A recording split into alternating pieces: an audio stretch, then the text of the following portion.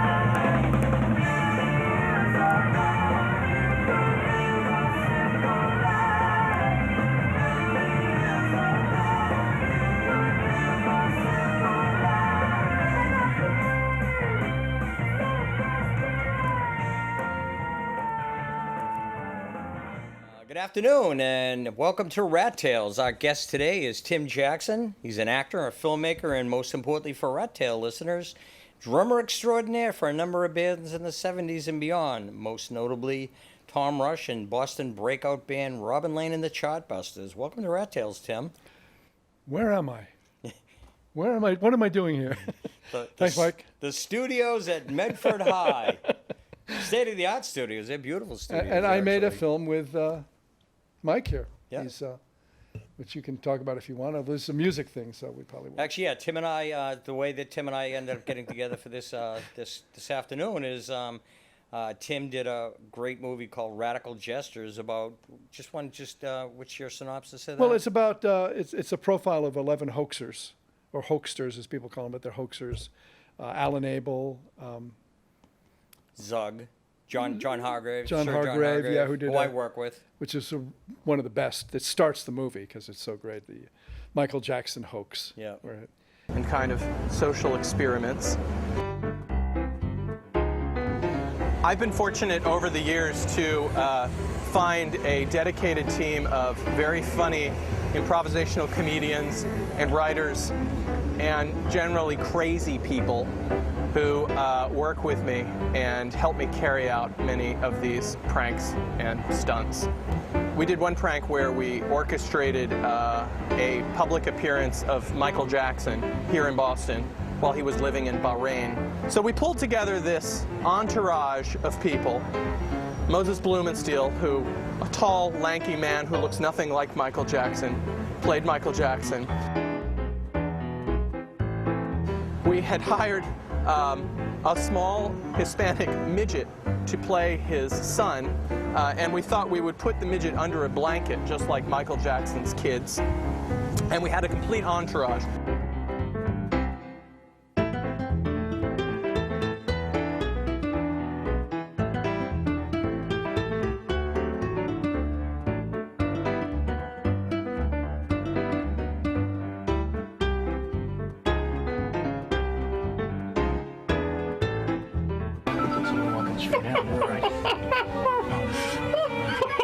We're going straight out to the curb. We're going straight out to the car. Everybody, this is the real deal.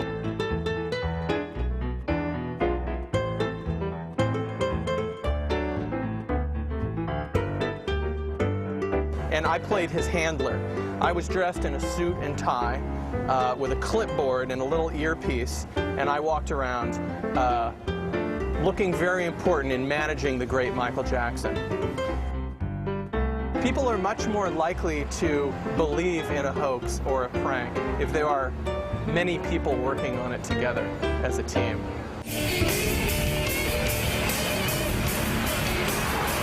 So on the big night of the hoax, it was very exciting. We were at the Fairmont Copley Plaza Hotel.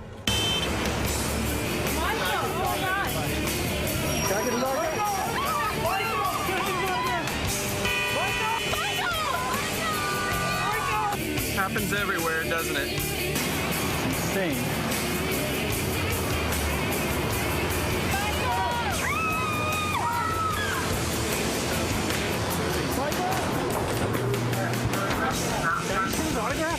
Everybody ready to have a great night out?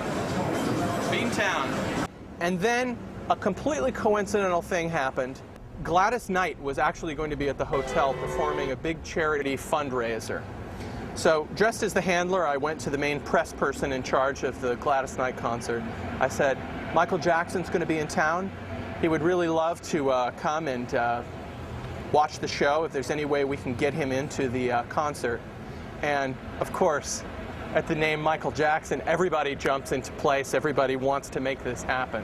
They gave us a private balcony area where we were allowed to view the concert from our own sectioned off seating.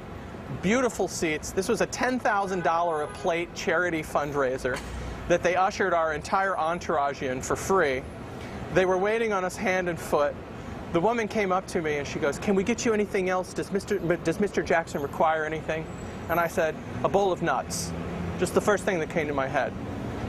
And like 5 minutes later, they show up with this enormous bowl of nuts. And I thought to myself, being a celebrity is the easiest fucking job in the world. The next day, it was on the front page of the Boston Herald. All the newspapers, all the news stations reported that Michael Jackson had showed up at the Gladys Knight charity concert. It is the biggest thrill to pull off one of these hoaxes. It's just enormously fun. Your adrenaline is pumping. Your mind is racing. You're trying to think of all the different things that could go wrong or could happen at any minute. And it's the biggest rush. It really is like trying to rob a bank. It's like the legal version of trying to rob a bank. Nobody gets hurt, nobody gets stolen from, but you're trying to somehow break into the system. It's very exciting. You have to see the movie. It's online, you can get it. And then also Bread and Puppet Theater, the Living Theater, the Billboard were the Liberation. Yes Men in that? What's that? The Yes Men weren't in that, were they, or were they? No, I didn't do the Yes Men or a guy named Joey Skaggs, because Joey Skaggs is a real state-of-the-art hoaxer. He's done incredible things. He actually has his own movie out called The Art of the Prank. And the Yes Men have 2 movies out, and they're extraordinary. Yep. So I was doing kind of, not second level, but things that were a little more grassroots, a little more political. Well, they're all political, but a little more grassroots and under the radar, or more theatrical, like Bread and Puppet and Living Theater. And I just thought they deserved to be part of that continuum of political street theater and pranks, or whatever you want to call them. Yeah. So I actually introduced Tim's movie in character as a right-wing evangelical Christian. Oh my God, that's right. That's how Tim and I met. So a couple weeks ago, Tim and I go to I don't know. It's supposed to be a musical theater, but it was not particularly musical or theatrical, to best I recall. Well, we don't want to badmouth the Yeah. efforts made by the great Regent Theater.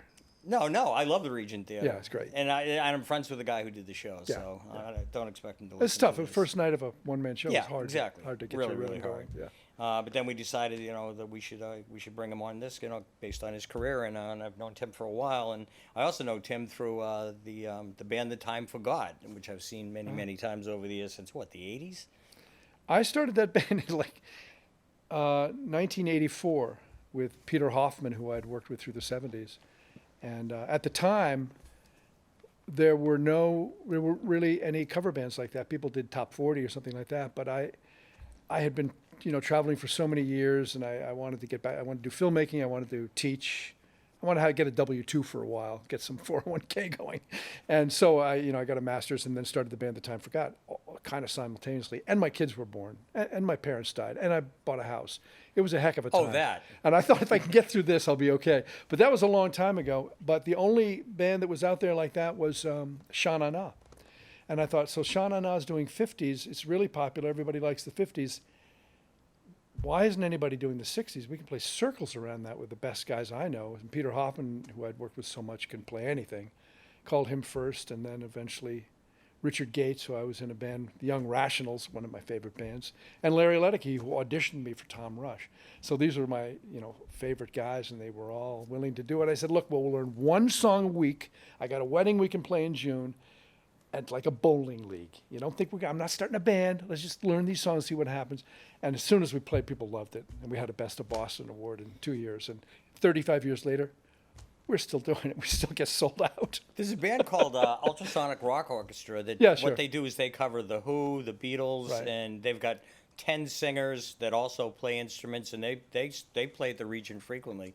Lenny and I actually had a band. What we did is we covered punk classics only, Right. and then we covered like the Peter Dayton Band, we covered the Atlantics, we covered Nervous Eaters, songs great. that needed to be heard again. And we had some really talented people in the band. Well, this was the band that Time Forgot. So we were doing like Enter the Young by The Association.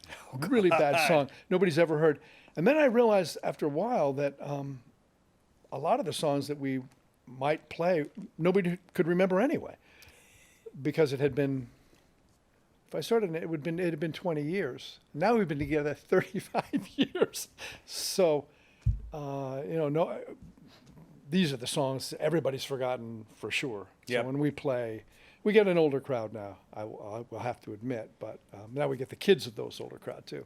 And second marriages and third marriages, and grandkids. And grandkids, exactly. But we're still cranking it out, I still feel good. So what we're going to do is what I like to do anyway. I like to just talk a little about you and and your influences and stuff like that. But so the first thing I want to talk about what shaped you musically. But when you were a kid, what you wanted to do was to be an actor. And if you want to talk a little bit about that, and then I wrote in my notes, you're no stranger to showbiz. You're actually in the Merv Griffin's quiz show. But why don't we talk a little bit about how you started off wanting to be an actor and how you ended up becoming a musician. Because by high school you're all in on music. Yeah, well, it was only because all I wanted to do was act. So I used to get all these lead parts in elementary school productions. I'd hustle my way into them, but by junior high there was no organized theater, so I just thought, well, where are the girls? Like everybody. So I started playing, and I played in the band and the orchestra, learned to read, did all my rudiments, did all that stuff, and then got kicked out of the orchestra for fooling around. And in the band, I carried the bass drum in the Memorial Day parade, and I thought, this is not for me. Finally, I was asked to be in a band by some older guys in college, and then I was off. But that was because I couldn't do theater then. The Merv Griffin thing was just, I was in the 6th grade. And you want to hear the story? Okay, I'll tell it real fast. But the show was called Play Your Hunch. And it had 2 couples, and they were guessing like all of those quiz shows. They had to guess which of these 3 people, A, B, or C, or 1, 2, 3, are the real thing. So they wanted 3 kids, and they were going to be Romeos to a Juliet in a balcony. And Juliet would say a line, and you would mouth the words back, and the couples had to guess which one is really mouthing from Romeo and Juliet. So they said, okay, you're a little actor, you're going to be the real Romeo, you're going to do the balcony scene. So I said to my dad, okay, yeah, this is great, I'm going to be on TV, live TV, Merv Griffin, quiz show. What's the balcony scene? He goes, well, it's but soft light through yonder window breaks, it is the east, and Juliet is the sun, arise for her son, and killed with the envious noon, who's already sick and pale with grief, that thou art made her far more fair than she be not, thou made she. I could do the whole thing still. Wow. I get to the show, and they say, you have your lines. I go, yeah, but soft light through yonder. Well, hold on. Those aren't the lines. She's going to say this, and you have to respond, alack, there lies more peril in thine eyne than 20 of their swords. Look thou but sweet, and I am proof against their enmity. I don't even know what I'm talking about. So they said, that's what you have to be mouthing. I go, well, nobody told me that. Okay, go into the coat room. We're on in an hour. And I sat there thinking about being on live TV and all my friends watching and the applause lights and the audience and Merv Griffin and the other kids and trying to memorize. It's like, no way. So they guess, and, the couple one, we do our thing, and mouth back best I can.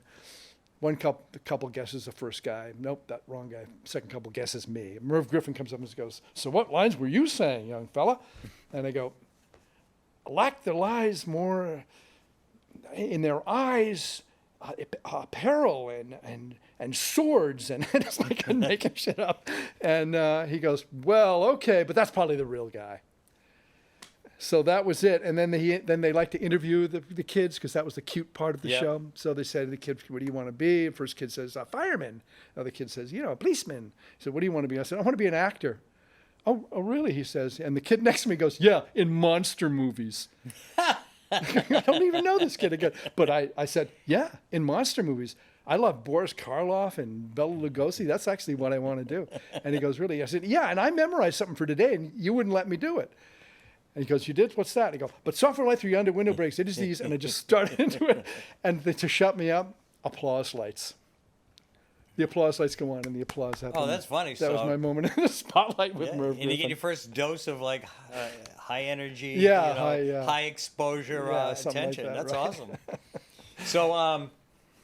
So let's get a timeline here. So the other story that I found really interesting that I found on your bio is that you actually were at the show when the Beatles played on Ed Sullivan for the first time. Right. My girlfriend at the time her best friend was my best friend's girlfriend. So 2 girlfriends, 2 guys. And I found all this out afterwards. How old are you? I'm 72. No. How old were you at the time? I was 72 then, and right now, 150 years old. You look good for 150, Tim. I had to give that away. Works. How old was I? I guess I was, what is that, 63? 64. 64 there? Oh, Kennedy February had just been assassinated, then it was 64. So I was 13 and a half. Okay. Jesus, wow. I haven't thought about that in a long time. And it turns out my best friend's girlfriend's father was an ad man for Ed Sullivan. So we had 4 tickets, and he said, you kids want to see the Beatles?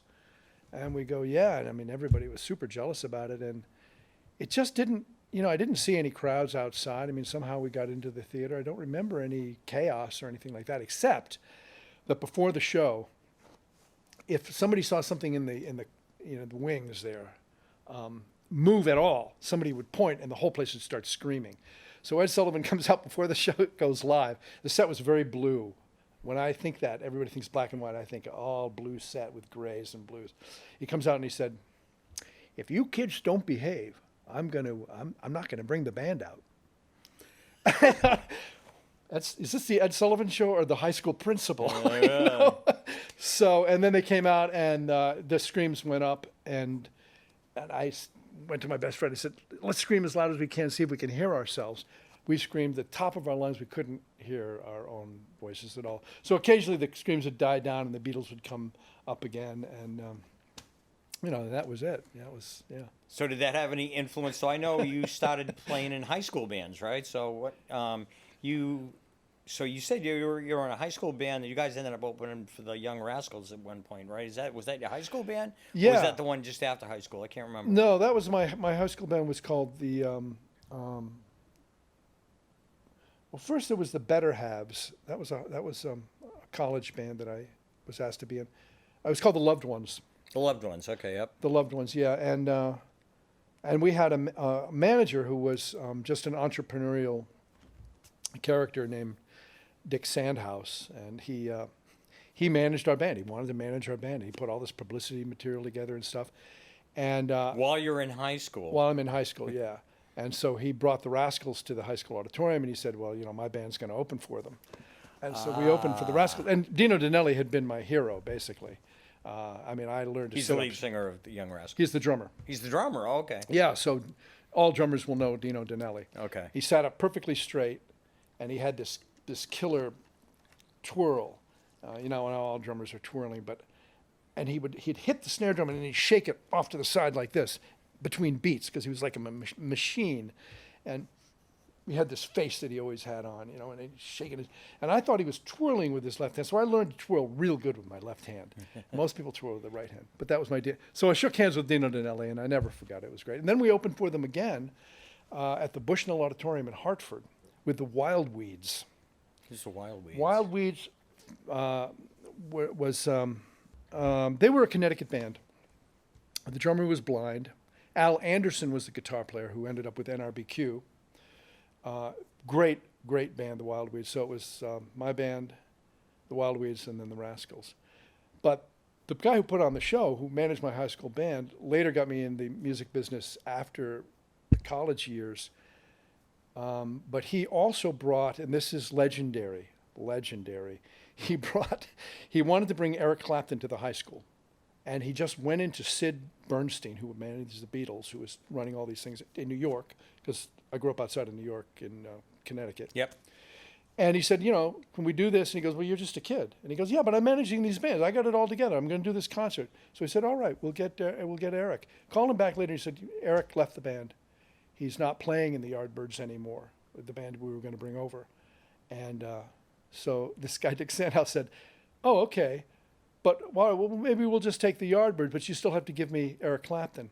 So he got the Yardbirds to come to the high school and play a concert in the high school auditorium.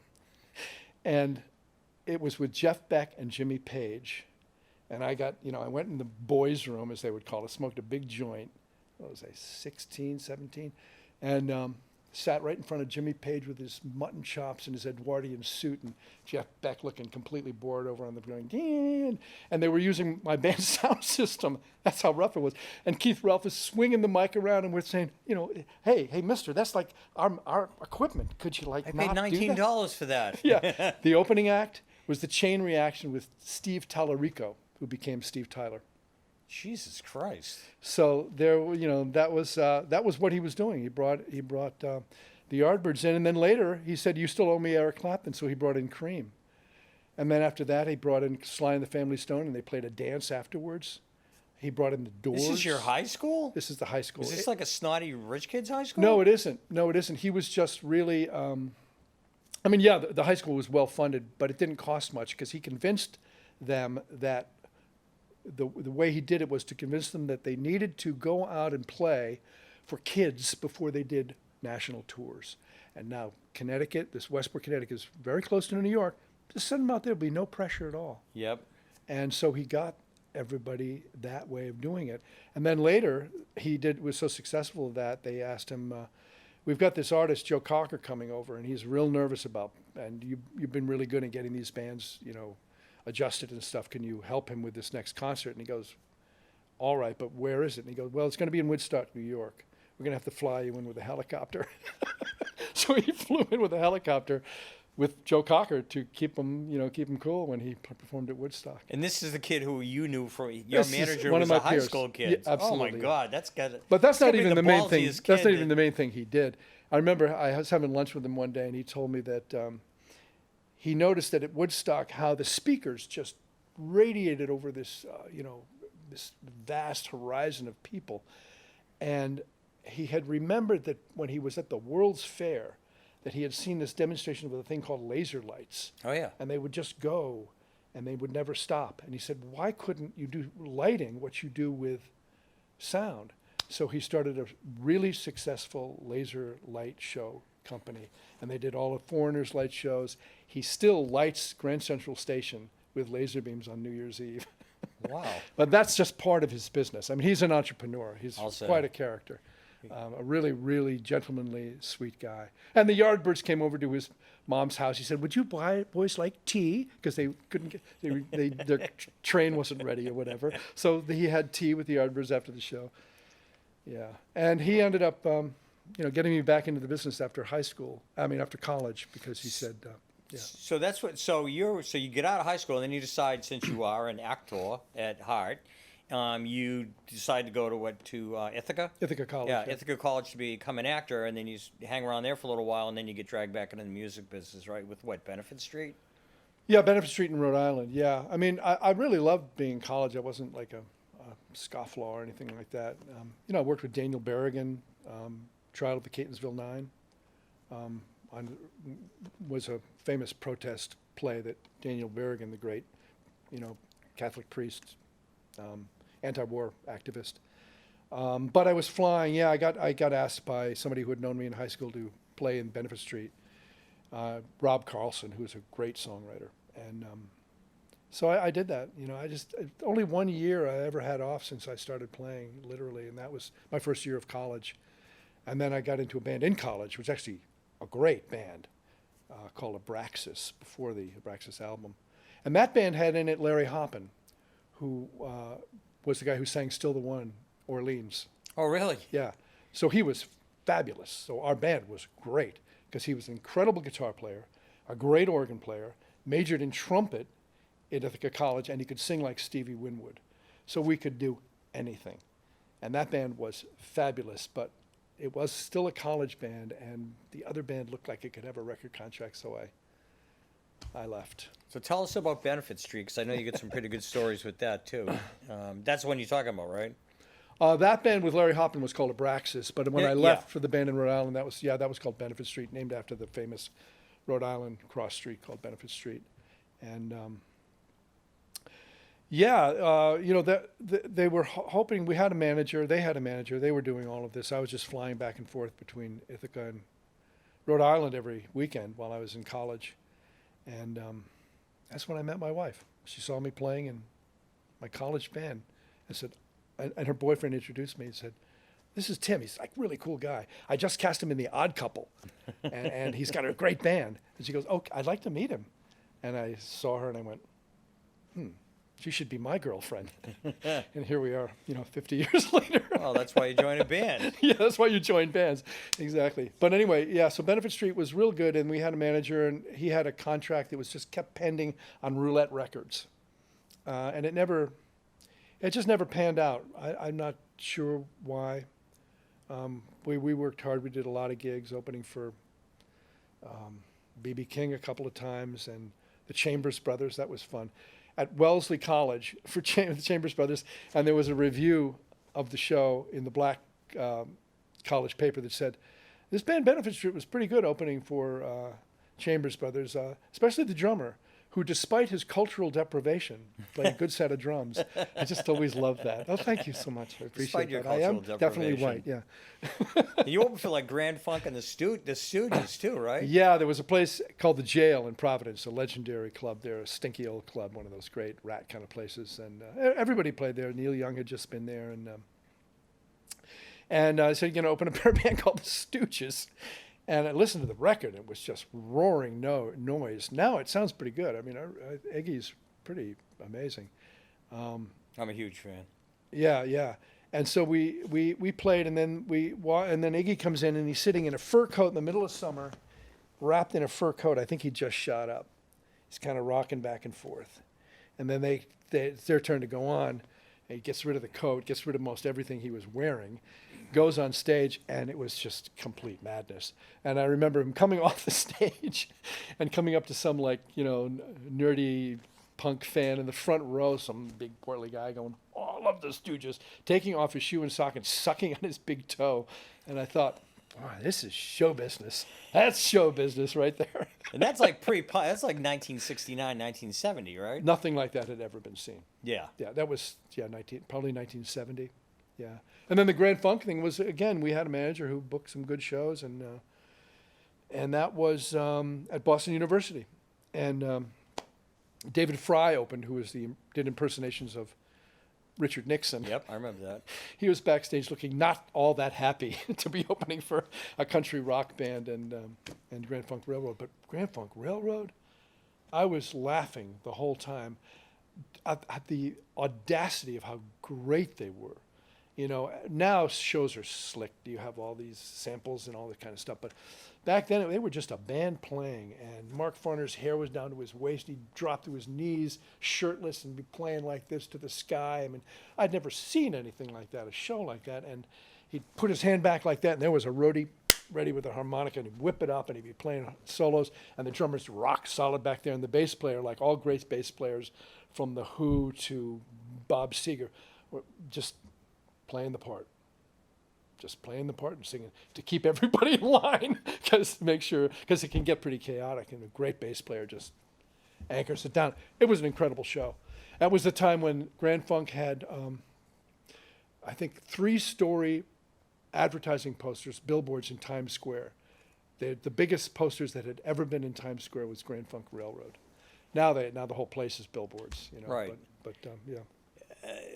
I was just looking at the lineup of the people that you opened up for in that band, Benefit Street. Yeah. And it's like Chambers Brothers, B.B. King, Grand Funk, and the Stooges, and it's like, and you guys are a country rock band. Yeah, pretty much. That's It was a mix and match at that point. Yeah. A lot of comedians used to open for bands. A lot of the old comedians used to open for. Oh, for Carlin and all those guys. Yeah, way yeah, back especially in the day. Carlin. Yeah. Yeah. But Carlin had that, particularly during the 60s and the early 70s and stuff like that, when you had that whole counterculture stuff going Right, anyway. right. And he was always going to be anti-war and all that. And that's when bands actually gave a shit about what was going on in politics. I don't know necessarily that's the case now, but... I think they go out it a different way now. Yeah. Yeah, it's become... Then music was revolutionary. You were trying to toss off a lot back then. Now you're trying to be commercially viable. Right. Right. And to the detriment of, I was just down in Florida and I had commercial radio on, because I usually only listen to college radio, so I just, whatever comes on, comes on. And I was down in Florida, and I couldn't find a station like that, so I just was listening to commercial radio, and I go, oh my God, I feel bad for young people growing up. It's just awful. I have to disagree. I can't say that I know everything that's going on, but there's so much great black music now that's super political and really taking up causes that white musicians weren't taking up. Okay. Poverty, disempowerment, On commercial crime in radio? the streets. Oh, I don't even know what commercial radio is. Okay, like I said, I was listening to commercial radio, and I grew up commercial radio when we were younger, like during the '60s. I mean, you got a really eclectic blend of music. I thought. I mean, there's a lot of crap too. I mean, for sure, yeah. Yummy, yummy, yummy. I got love in my tummy. I Right. mean, that's not exactly They had bubblegum. It was called bubblegum music. Yeah, it was called bubblegum music. Yeah, Lenny used to play in a bubblegum band, but yeah. So I want to make one more comment. So last night you and I were talking. You said you almost got signed to Roulette Records, and Yeah. I said, why does that ring a bell? Because I had records that had Roulette on it, and it was Tommy James and the Shondells. Oh, right. That's who was on it. And then also Frankie Lyman and the Teenagers were on there. Count Basie was on there. A ton of people were on there, but they were mafia connected, and they were out in New York, I guess. Yeah, they were. I mean, there was. You can read the Roulette story, but there's some unsavory things going on with Roulette Records. So maybe it's better you didn't get signed. I don't know. Our manager owned record stores, and and payola and record stores and radio stations and payola and the industry. A lot of stuff was unsavory and tied up. We'd play clubs in Providence. We'd go in and we'd say, Does okay, Providence have a mafia problem? Oh, I'm so we kidding. go play these clubs, right? We play these clubs and we say, so we're on at 10 o'clock. The guy go, I know you're on 9 o'clock. We go, yeah, but the contract says, mister, the contract says 10 o'clock. And he go, you guys are on at 9 o'clock. Yes, sir. We played this one place in New Hampshire, the Hill Winds, and we got the finest steak and lobster tails every night for dinner. They were hijacking trucks. And they needed to legitimize the club. So I hope I'm not going to get hit up for saying this about the Hill. I don't think it's there anymore, but whatever. They needed to legitimize the club, so they had bands in. They didn't care if there was anybody there or not. They were super nice guys, but we were an act to cover the fact that they were probably, whatever money Laundering and stuff like that. And there was a lot of that. I mean, you'd find a good Italian restaurant in Providence at that time who had just gotten hit. They just offed so-and-so. That's got to be a good place. We'd go there for dinner. It's safe now. They already did their hit. The Providence was crazy back then. There's all that. Plus, there was the whole, it was a real heavy hippie scene back then, too. That's really? In Providence? Yeah, I mean, that's, Brown University and RISD. Yeah, RISD especially. Rhode Island School of Design. Yeah, so there was a lot of creative anti-war stuff going on back then. And, the Talking Heads were back. I remember seeing David Byrne playing there because I think he was, and I remember Martin Mull was playing there because he had been at Rhode Island School of Design. So he was just starting his act, Marty Mull and his Fabulous Furniture. And he was really funny. And I always remember one night he was playing. So he was a folk guy, right? Martin Mull? Martin Mull is now... He played a guitar. No, I know Martin Mull is. Yeah, he did... what was that? American Tonight was the name of the show? Fernwood Tonight. Fernwood Tonight, yeah. That's and then it became America Tonight, I think. That's right, maybe did, yeah. But he also did Mary Hartman. Yeah. Really want to get into that stuff. Yeah. And I worked with this bass player who had been in his band, so we got to go to his house in Connecticut when he used to live there before he became a Hollywood guy. And he's a great artist. I mean, at RISD, he was a great painter. Oh, really? Yeah, great painter. And the first record is so good. So good. I think I bought 5 copies of it and gave them away for presents because he was smart. But he played a guitar. He played an Played acoustic guitar, right? wrote songs. He could paint. And when he did Mary Hartman, which was one of my favorite shows, I went, wow, he's making it. The guy is making it. And then he did Fernwood Tonight, and he was so funny. And it was such a great show with Happy Kind and the orchestra. And all that. So good. And then he became, Dean Jones of the Disney movies, who always played the father. I think Marty Mull took that over a little bit. He became like the cynical dad guy in a lot of these movies. He was a real talent. But one night, Allen Ginsberg walked in to his show, and he said, "Oh, this is for Allen," and he played a song that he'd written called "My Fabulous Faggot Shoeshine Cowboy," and Ginsberg just like walked out. Yeah, Marty Mull, he was great. Boy, but if you can ever find that first record, Marty Mull's first record is just the best. Recorded in Boston at a studio that used to be on Newbury Street, and actually Benefit Street recorded there with Marty Mull engineering. By coincidence. He was a sound engineer too? He could do everything, yeah. So he was sound engineering at, I think it was called Intermedia Studios on Newbury Street, the last block of Newbury Street, and it was later bought by the Cars. It became their studio. Yep. And then it was bought by Sheldon Mirowitz. I think he used it, who was the guitar player in a band I was in later on, and he had a great, movie business of soundtracks. I think he was doing then. So yeah, you go from Benefit Street. Yeah, we're all over the place, but it's all part of the history. It's all part of the history. The burning embers of my past. Right. Well, the other thing that we left out is that your brother. I mean, the talent in the family and the music connections. Your brother was a writer for Sweet Potato magazine. Yeah, I remember right. that when I was a kid. That was in the 70s, right? It was a rock Yeah, and roll that's right, magazine yeah. that was out of Portland, Maine, but then it was in Boston, and I think they went to Minneapolis or something like that. Yeah, he wrote for that. He's a huge record collector, so he's got a vinyl collection, an entire room of vinyl, and he still goes and sees all these like obscure bands and stuff. He's essentially our age now, but he hasn't given up that obsession with vinyl. And my other brother was, owned radio stations. Oh, really? Yeah. So, I used to be able to do a radio show out of his bedroom because he had K1QHV ham radio, and he would have rock and roll shows out of his bedroom when he was a kid. So you would play records? He'd play records. So he had stacks of old 45s. So at one point, when I was in high school with the loved ones, the Remains, Boston's great Remains, the band. Yep. We're from Westport, Connecticut as well. 2 of them were, Billy Briggs and I shouldn't forget his name. The songwriter. Barry Tashin, thanks. Yeah. And they played a concert at the high school. This was their hometown. And my brother said, I have a copy of their new single if you want to learn it. And we were playing the dance after the concert. So we learned Don't Look Back, their new single. And at the concert, they said, we have a new single. Nobody's ever heard this. And they played Don't Look Back. And then the dance afterwards go, we have the version of what they just played. And we played Don't Look Back. And everybody go, how'd you do that? How'd you learn that song? So my brother was giving me all these great 45s because he would getting them somehow for his radio stations. Yeah.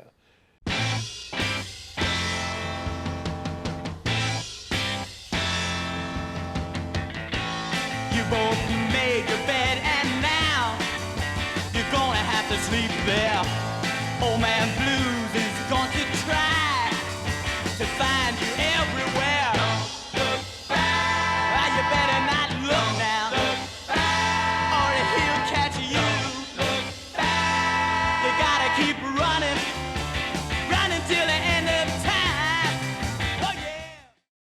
So the whole family's kind of musically involved then. Well, yeah, Well, I mean, my brothers. Your brothers. Yeah, Your yeah, brothers. Yeah.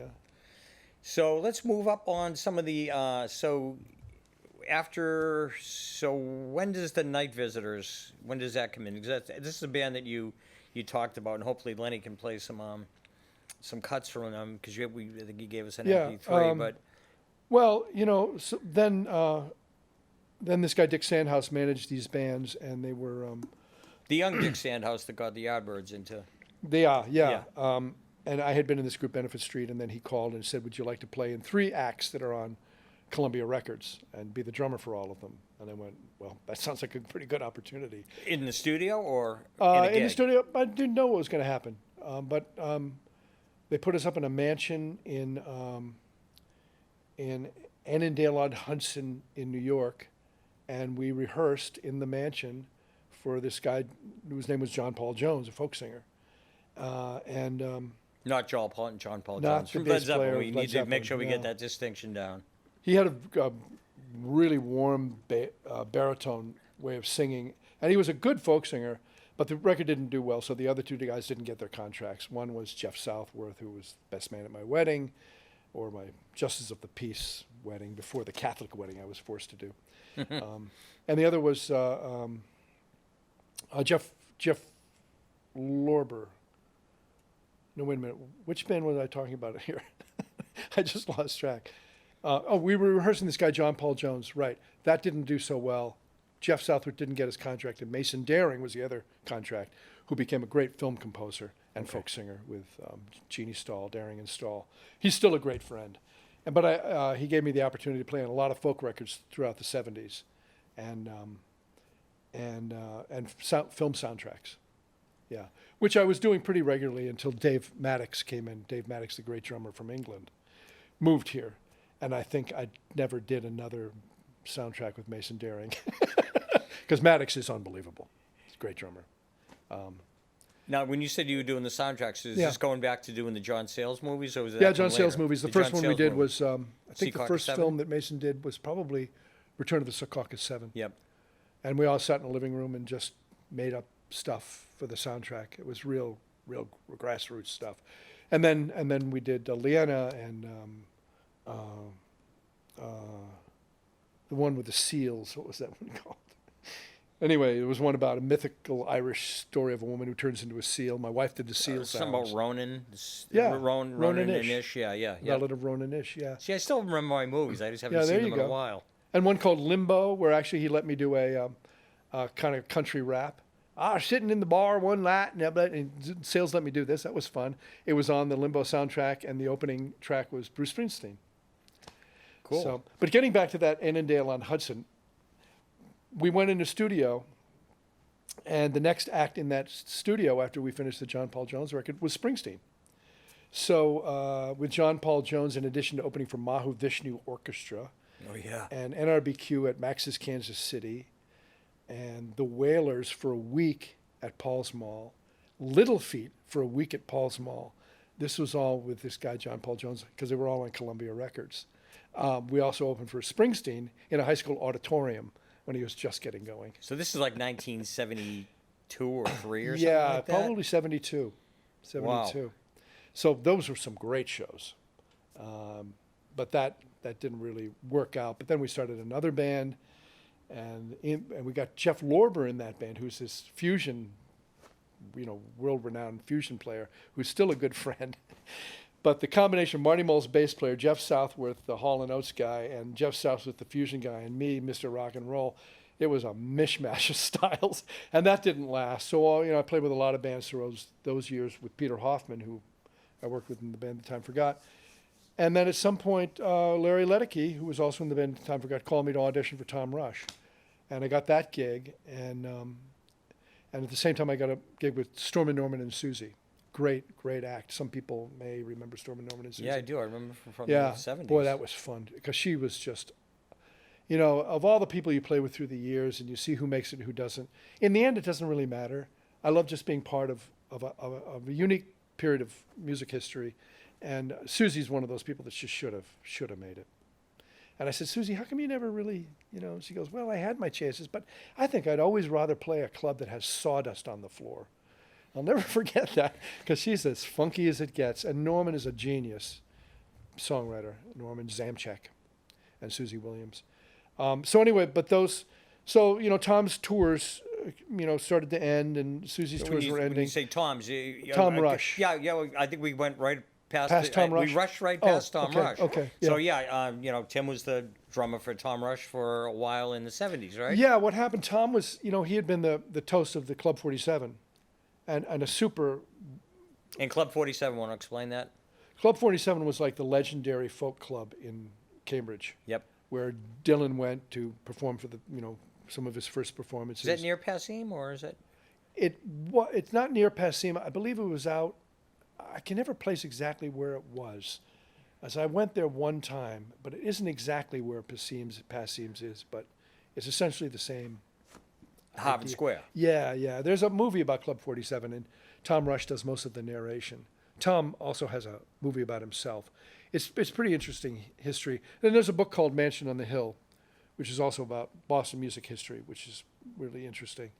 What period does it cover? 70s. 70s, really? Yeah. But pre-punk, though, right? Yeah, Pre-rap, pretty much. Yeah, pretty much pre-punk.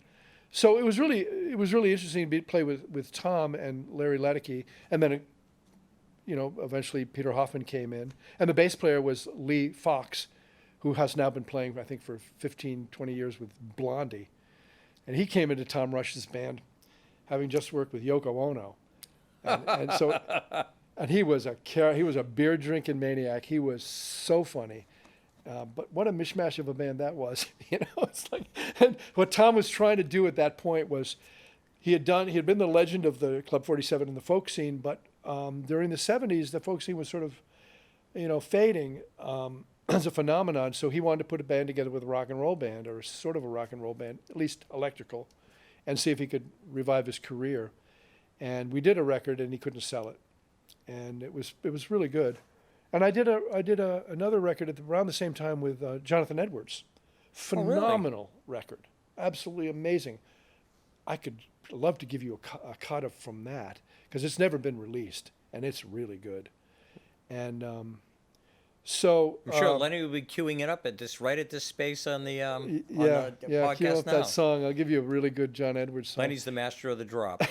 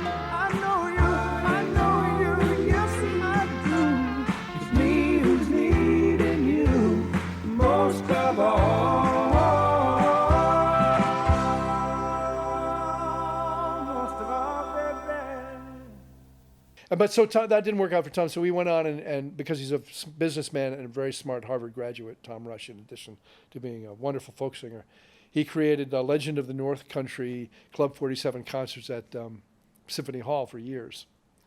So I got on one of those cuts. I did an overdub on drums because the whole thing was a little ragged. So he said, can you come in and just kind of try to play down the center and make this sound like a real song? And I gave you a copy of that if you want to play Driving Wheel. And I did a video for Tom, a found footage video of Driving Wheel last year during the pandemic. It's Tom loved, and he put it on his website, which if you want to show it on the site, I'd love to show that. It's great.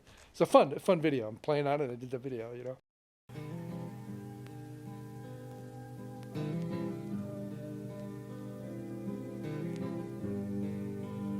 I just came up on the midnight special. Hey, how about that?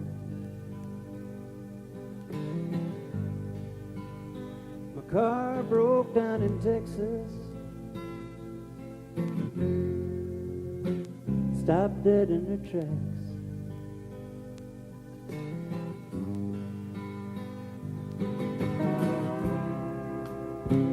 Just called to tell you that I love you.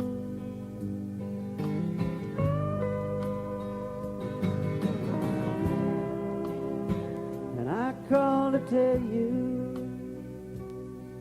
how I feel.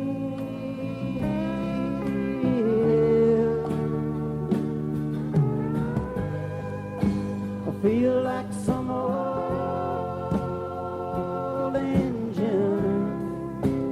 lost my driving wheel. I feel like some old engine lost my driving wheel.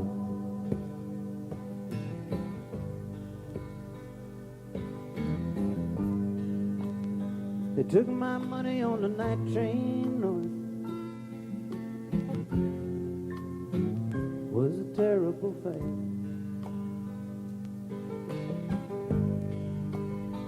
I gave my promise I would be there with you by Saturday night.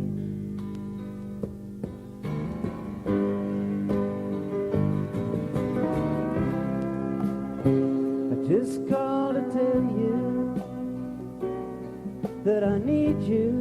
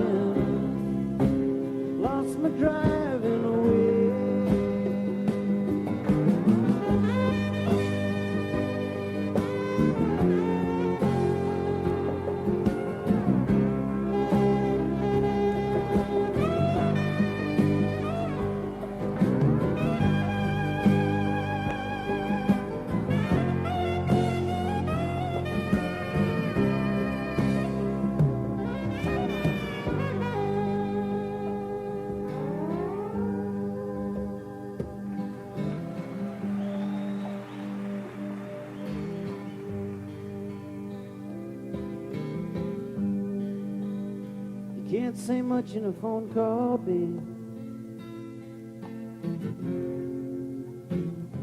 You know how it is.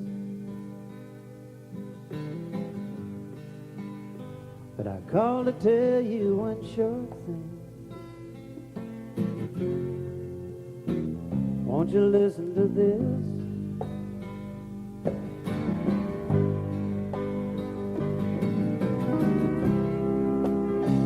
Just called to tell you that I need you.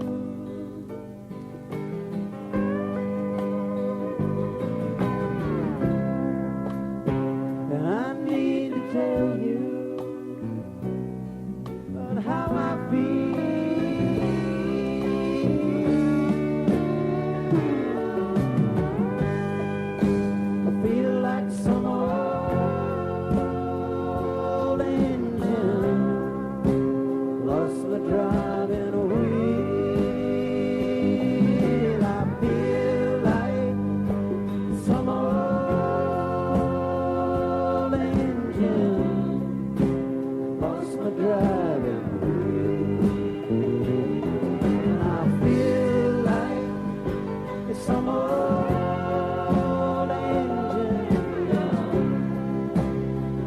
my driving wheel.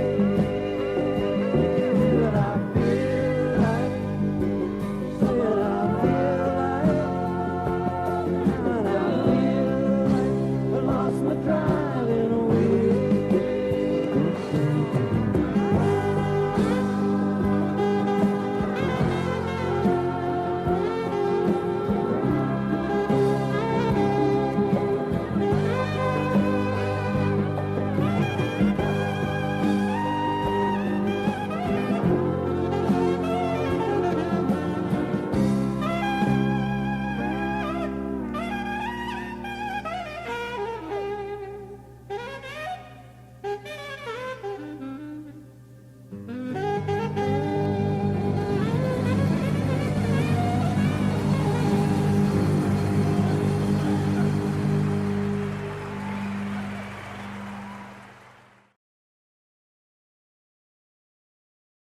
Oh, that's fun. But anyway, you're talking about the Night Visitors.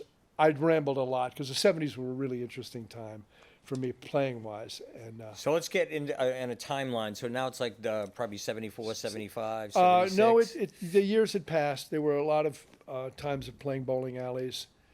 And With which band? there was a band called the Splendades. Yep. We used to play jacks with In Heidi Cambridge, yep. Metzger. There was a band called Heidi and the Secret Admirers. That was Peter. Oh, I remember them. Yeah, Peter Hoffman and Heidi Metzger. That was after I left. And there was The there was that Spoons? band. There was a band called Blue Sky. That was one with Jeff Lorber and Jack Bone and Jeff Southworth. The Spoons, I think, was another band. There were all those bands. They were all sort of commercial bands, and it was fairly unpleasant. Maybe the best gig we did was New Year's Eve, 1976. I had dislocated my shoulder skiing, and played that night in a sling, flopping my down. And finally, I had it operated on in Bangor, Maine, and a million stories there. But we came back on New Year's Eve, 1976, and I think that was the last year I could stand playing clubs like that anymore. And what club was that? Would you Oh, play? in 1976, we played for the Patriots, in a mansion for the Patriots. Really? Yeah, and there were, I'm not going to say there were drugs, but maybe there were. Yeah, yeah. But it was a wild freaking party. And it was all, things were getting really strange by that was 78. And so at that point I needed out. So I got the Tom Risch gig, and then when that ended, and Stormin' and Norman and Susie, that record didn't work out because they hired Canadian musicians and they didn't know how to play that stuff. So at that They're good point, at comedy, but just not that brand of rock and roll. something, yeah, it was just so stiff. They were all loose and funky. And Susie was, we played a club in Hollywood, Florida at one point. And I remember came off stage and the owner said, I got to meet with the band. I got to meet with Susie. So we met. Yeah, what is it? She goes, look, Susie, we appreciate your playing here, but you're not going to keep the engagement for the week unless you put on your underpants. Because she used to do fan kicks. And one night the owner's wife came in, it's like, Beaver Shot. Whoa. Wrong thing in Hollywood, Florida. It was a slick club. So that was Susie. She was a wild one. I Anyway. just want to get the timeline straight again because it's like that's Okay, kind so of a this mishmash. is all 77. So this 77, is 78. this is when you're playing with the Splendids and the Spoons, and you're playing at we talked about this last night, the Oxford Ale House. I spent a lot of time in the Oxford Ale House until you mentioned it. I just totally eradicated that from Yeah, my memory. yeah. You had to remind me where it was. It was right in Harvard Square, and that was like a cover band kind of Yeah. drunk tank, but it was fun. Yeah, for me, I think because I was 18. Yeah, I think the reason I remember that era, even though it was an unpleasant era to play because you were having to play commercial music and disco was coming in, and Yep. that wasn't really fun for a drummer at that point. The number of clubs that we played. At one point, Dick Sandhouse put together a band called Saloon. Great band. And we had a choreographer. And he was, and my wife and Jeff Southworth's wife were the two lead singers. He was trying to do an ABBA thing. This is Jeff Southworth who had brought all those bands in. Now he was trying to put his own thing together. After the Columbia contracts didn't work out with his three artists, he said, well, I'm going to put something together with you guys. With you and Jeff Southworth, Jack Bone from Marty Mull's band, and Jeff Lorber. and the two girls out front, and we're going to do these special arrangements, and we're going to do the choreography. And he brought in Bud Prager, who was managing Foreigner, to come see us, to sign us. And he had the whole thing poised. Didn't work out. The band just was not good enough. The girls were not rock and roll singers. Yep. And I think that was just about it for my wife in terms of singing rock and roll. She's a jazz singer. And she has her own band now, in addition to being a psychotherapist and all this stuff. But yeah, so that was, I forgot that one. That was really interesting. We played the Harvard Square Theater. Now, you told me a story about you. You said your wife was in a band that they did a novelty hit. Oh, just yeah. Tell that story real quick. Right. So she was still singing, and we had this band when my shoulder was dislocated. And your wife's name is Suzanne Boucher. Suzanne correct? Boucher. Yeah. Suzanne Boucher. She has a band called TVS. Okay. An a cappella trio with a really good band behind them. They don't play that often. But at one point, the original version of TVS, they hired two of the original singers from TVS, my wife and this other woman, to do the touring for a record by Sonny Joe White that was a proto-rap version of General Hospital plots. And it's called General Hospital. Yeah, I remember that. And it sold 1 million copies. Oh, Jesus. So they went out. They had a choreographer, and they did all the dancing, and they wore spandex, and their legs were up to here, and she had her blonde hair, was super glammed out, and they hired a black couple from New York to fill it out and make it all, show busy and good and great singers, and you can see a clip of it, which you can play if you want on the podcast. But it's pretty funny.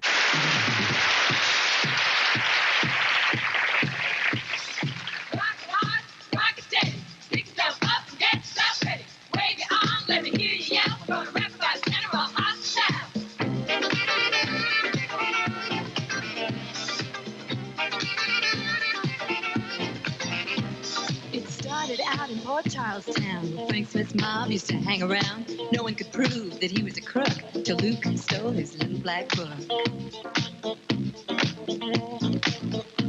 It had names and numbers all in code, so Luke and Laura had to hit the road. They had to find the left-handed boy, watch their step, they had to be coy.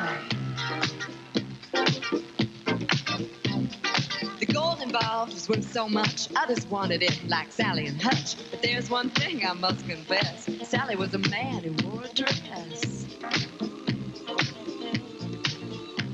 Luke kept his cool, he ain't no fool, he set them both up cold. Well, Sally died, Hutch survived, and no one got the gold. Paging Dr. Noah Drake to ICU to treat a case of heartbreak. They keep me waiting. I know I'm waiting. Don't call me crazy. No, I'm not lazy. My day won't go right. I can't sleep all night. My hands are shaking. My knees are quaking. I just can't cope without my soap. General Hospital. General Hospital. General Hospital. You're my worst affliction. General Hospital. You're my favorite addiction.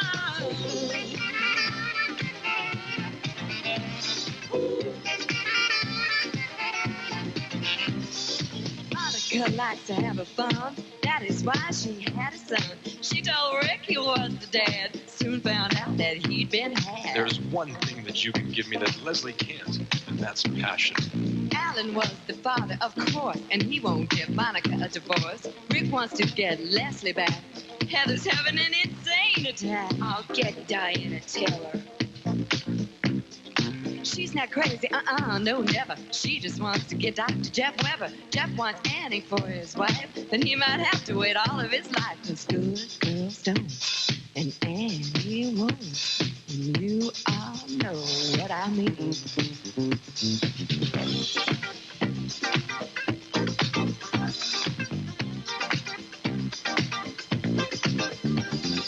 Amy Bonnie likes to blab. Richard Simmons helps fight blab. Susan's having Alan's baby. Noah wants Bobby for his lady.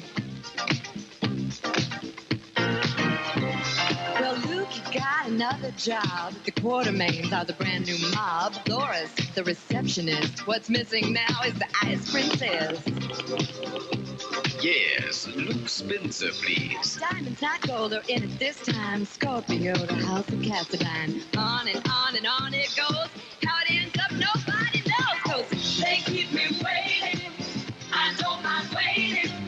Don't call me crazy. No, I'm not lazy. My day won't go right. I can't sleep all night. If I don't find out, it blows my mind out. I just can't cope without my soap. Tell me what's going on. Did you see it today? Tell me what's going on. Addiction, addiction, addiction. She never got her gold record, and it was produced by Harry Sands. Oh, I'm going to forget his name. He'll never hear the podcast, hopefully, but great producer. He produced the record, and he was the one that actually got me on the Jonathan Edwards record. There's all that stuff. What was the name of the Jonathan record? It was never released, right? Never released. Okay, Yeah, so we'll definitely released, cut yeah. off that. So I want to just bring it back in. So one of the things you had talked about, and this is what comes up a lot. So it's the mid-'70s, and all these clubs are looking for bands to play, but they're not looking for anybody to do anything original. So all the guys that I've talked to, whether it's like DMZ or any of the bands that are playing the Rat, they all wanted them to come in and play Queen covers and things like that. They wanted cover rock and roll, and Led Zeppelin In the and late things 70s like they that. wanted Yeah, that? exactly. Yep. Oh, And then what happened? Then that was the change. That was when things started to change, and it sounds to me like from a timeline standpoint, even though it's like 78 when you hooked up with the Night Visitors. So why don't you tell me about that? And Well, I had my fill of having to ever play top 40 again. I mean, I was ready to just stop completely and go back to being a great actor. Actor. Yeah, right. And but Tom got me out of that. Tom Rushbank got me out of that, and then Norman and Susie, and then somehow I was contacted by a guy named Bernie LaBello and his friend Tony Gilroy, who's also a film director and great screenwriter now, hugely successful screenwriter, and Bard Richmond, what a sweetheart. He passed away recently. He had been in a band called the Road Apples. Yeah, I remember them. Yeah, so Bard was the bass player. He played like Paul McCartney. I mean, he was brilliant. He was a genius, I think. And Tony is a genius screenwriter. So this band was a heady band, and Bernie LaBello wrote the songs, and they were phenomenal songs. And we had a manager, and he said, I'm going to put you guys together. There was a recording studio on Lower Boylston Street, right before the turnoff to Charles Gate East, where I lived.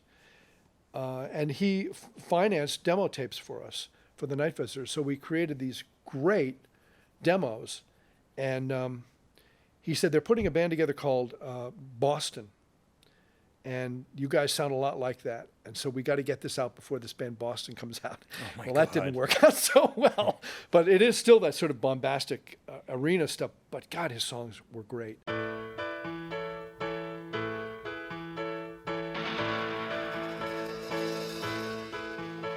You live your life sitting alone in a chair, watching TV. Well, maybe there's something in there. You don't know your wife, who's been in your life, who's been in your life now for 30 years. You're not only deaf, you're blind.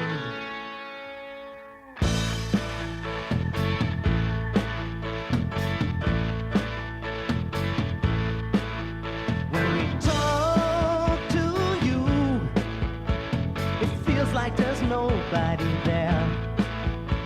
You look and laugh and say something like, I don't care. You've got fancy clothes, but I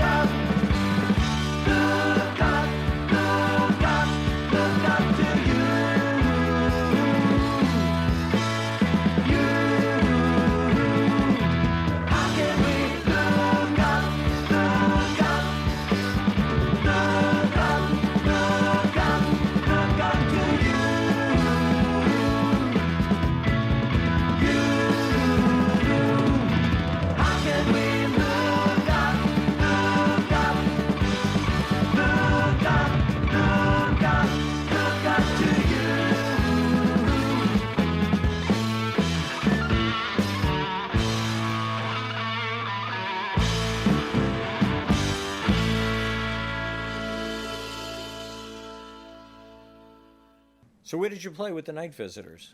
You know, somehow my wife sang backup for a lot of the songs over on the side there in her spandex for the high parts.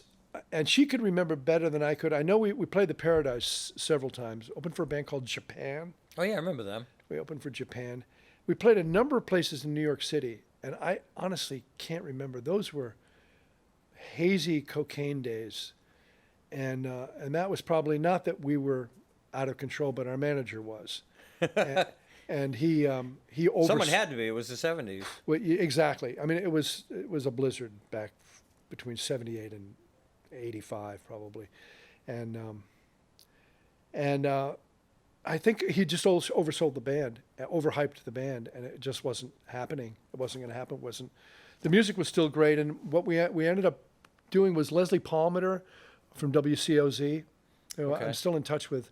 Wonderful woman, had a show on COZ, and she put out a Sounds of Boston COZ album, which is kind of a classic record. Some people still have it. And the Night Visitors were the first song on the first side. She was a real fan of the Night Visitors. What song is that? Do you remember? It's called Jody. Jody.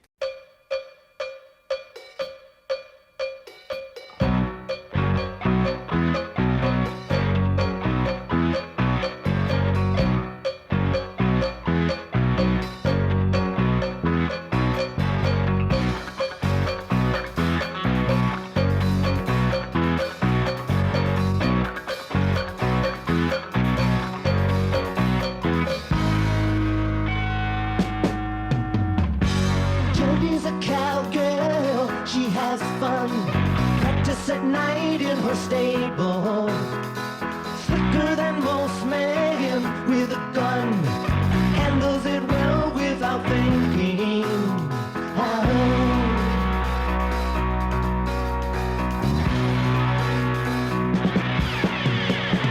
Yvonne's her girlfriend, her saddle friend. They keep their secrets between them. They don't like the taste of dirt in their face. You can look twice, but don't cross them.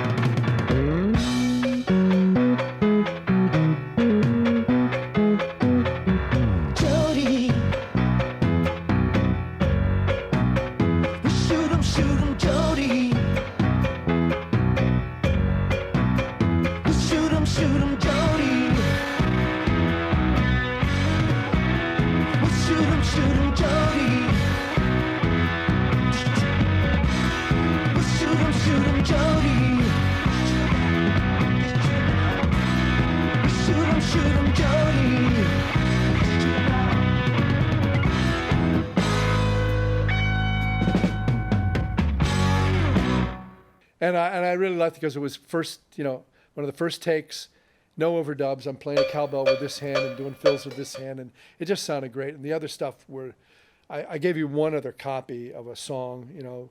We did a whole album's worth of stuff. Another thing unreleased, but absolutely brilliant. And so we played a lot of clubs I don't remember. I know we played Sir Morgan's Cove. I remember that. Now, where is that? That's in Worcester. Okay. The Stones played there. That put them on the map. Yeah, maybe that's why I remember the Yeah, name. yeah. So I didn't Sir go Morgan's. to Worcester. But during the 70s, a lot of those clubs, which I passed over, that I played with those bands, even before Night Visitors, and probably with Night Visitors, were Gladstones, the Oxford Ale House, Jack's, hundreds of times, or maybe dozens of times. Yep. Jack's, where Bonnie Raitt. Gladstone's had 35-cent drink night when I used to go in there in like 1976 or 77. Played there or so something many like that. times, hauling a Hammond organ up onto the raised stage. It was above the dance floor. Was where the band played. That was bizarre. What a nightmare. And that place at the corner that we were talking about earlier, at the corner of Conway. Martinetti's is there now, I think. Oh, no, actually, no. It's right next to where Martinetti's. Yeah, no, another place open called the Living Room in that spot. It was a club for a while. I don't know what happened. I haven't been there for a long time, but That's right when- on Commonwealth Avenue. And across, Great Scots across the street. Yep. Played there. Diagonally. Brandy's one. Yep. Played Brandy's dozens of times. Jack's, in the earliest days, played over and over and over again with the Splendades. The name, by the way, we were trying to think of a band name. We're sitting in a diner, and I look at the napkin dispenser, it says Splendades. I go, I got a name for the band, Splendades. So we named from a napkin dispenser, and we played. We played what Brandy's dispenser? one, and then we played Brandy's. What's that? What did you say? The Splendades came from what? A napkin dispenser. A napkin dispenser. Yeah, Oh, that's it was on the hilarious. name on the napkin dispenser, and I thought that's a great name for a band. Let's play the Splendades. And we played Jack's a lot. That was like a comedy blues band. So we had a guy named Carl Armstrong who wrote hysterical songs, and a singer named James Griffith, incredible singer, who ended up being an eBay millionaire. He is the face of eBay now. Actually, he's known as Uncle Griff, and this is another whole offshoot. He's still a very good friend, and he lives in San Jose, and he was in the early days writing letters. He'd given up the music business. He's gay, and he'd lost his relationship, and he was troubled. He was writing letters for eBay before they went public, and he was feeling really depressed and walking. He thought he was going to do himself in, and a neighbor stopped him and said, "James, you look terrible. What's the matter?" Brought him to the hospital, gave him some medication. He came back, and at eBay they said, "Where have you been? We love the letters you were writing to the people who like this thing called eBay." And he goes, "Oh, well, I can still do it." I go, "Okay, well, we'll pay you to do it." "Oh, okay. What do you need?" "I don't know, like $100 a month." And they said, "We can pay you a lot more than that." Yeah. So not only did they pay him, but when they went public, they sold him shares for 50 cents a share. So needless to say, he bought a villa in Italy and houses all over the place. And now he's still the voice of a radio show in San Jose for eBay. Great guy, great singer, great. But he was in the Splendades, and we were all playing Jack's, doing comedy with we did some blues song where we'd cover the bass player with silly string. I mean, it was outrageous. And people still remember that band, Splendades. Oh, that's funny. Funny band. So Okay, so I just went back again, and now no, we it's need okay. to go. That's all right. Yeah, it's not I very never tell linear, these not very stories. linear today. But here's the thing. So the Night Visitors, even though you guys didn't actually cut Yeah, a record, right. got you into where? What was your next band from there? Well, I mean, with that, Robin loved that band. Yeah. Everybody loved that band. It was a great band, and she was looking for a drummer. She had been doing well, and she had gotten Asa Brebner and Leroy Radcliffe from Jonathan Richman's Modern Lovers band. Yep. Because Robin was very clever. She wanted the right people to create the image and the sound she wanted to be kind of new wave. And this is all in the movie that I made about her life. And got Scott Barenwald he had been in the Archies and other bands. He was like a mainstay of the new wave punk, whatever. I didn't know the Archies were a real band. He was Archie. Okay. I don't think that's his claim to fame. And I can't remember Scott's, most significant bands before the Chartbusters, but you get that. And they still needed a drummer.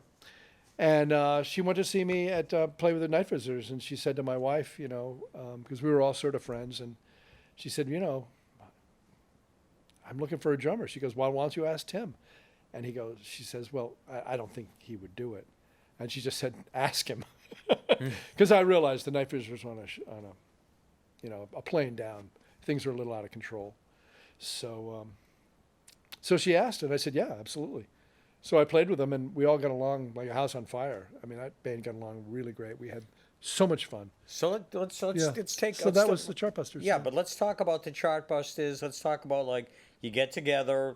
You're a Boston band at that point. So why don't you just take us through, since this is the Rat Tails, and a lot of the this is based about around the Rat, not the Rat itself. Okay. I mean, it's just that whole music scene that we talk a lot about the club and a lot of other things. But since a lot of the footage that you can see footage of Robin Lane and the Chartbusters playing the Rat all the time. Right. It's funny, in the movie, there's a clip of Oedipus getting ready to introduce a band, and he said, this is the greatest,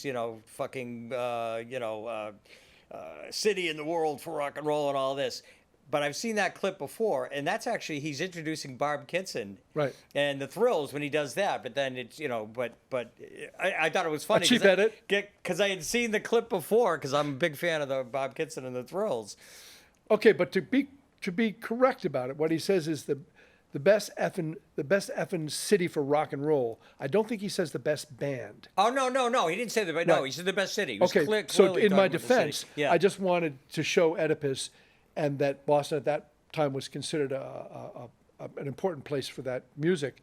There's been a lot of people through town in the past 6 months, and they've said, hey, Oedipus, this is a good rock and roll town, and all I say, it's the best fucking rock and roll town in the world. But I cut out Barb Kitson only because when I did a test screening of the movie, it was just going on too much about things that people didn't understand. Oh, and you didn't want to go in that direction. No, I get it. No, I would just say I'm probably one of the few people who actually picked up on it because I had just incredible. seen Thrills was a great band. And they were also credited at the end of your film. I know, which is yeah. But and Nervous Eaters. I mean, I just loved Nervous Eaters. Yep. I mean, they were just so good. Same here. Yeah. So let's talk about the evolution of Robin Lane and the Chartbusters, and then tell me some stories about let's talk about some of the stuff that you guys did. Well, I wish I could talk directly about the Rat, but as I've said to you before, I have done so many different kinds of gigs that I never really. I think Robin said me being in the band was like having 3 punks and a Beach Boy, and so I was like the odd man out. She liked the way I played, and it all was fine, but I never got deep into the scene. I mean, I wasn't really a drinker or drugger. I wasn't anti anything, but I just, I had really taken my playing seriously. I had been playing for a long time. And so in that way, the Chartbusters were considered pretenders on the scene to a lot of people.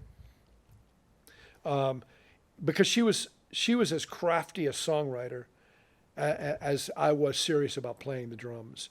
So a lot of those drummers weren't necessarily trained or hadn't that much experience, which is good, is good. If you're playing punk.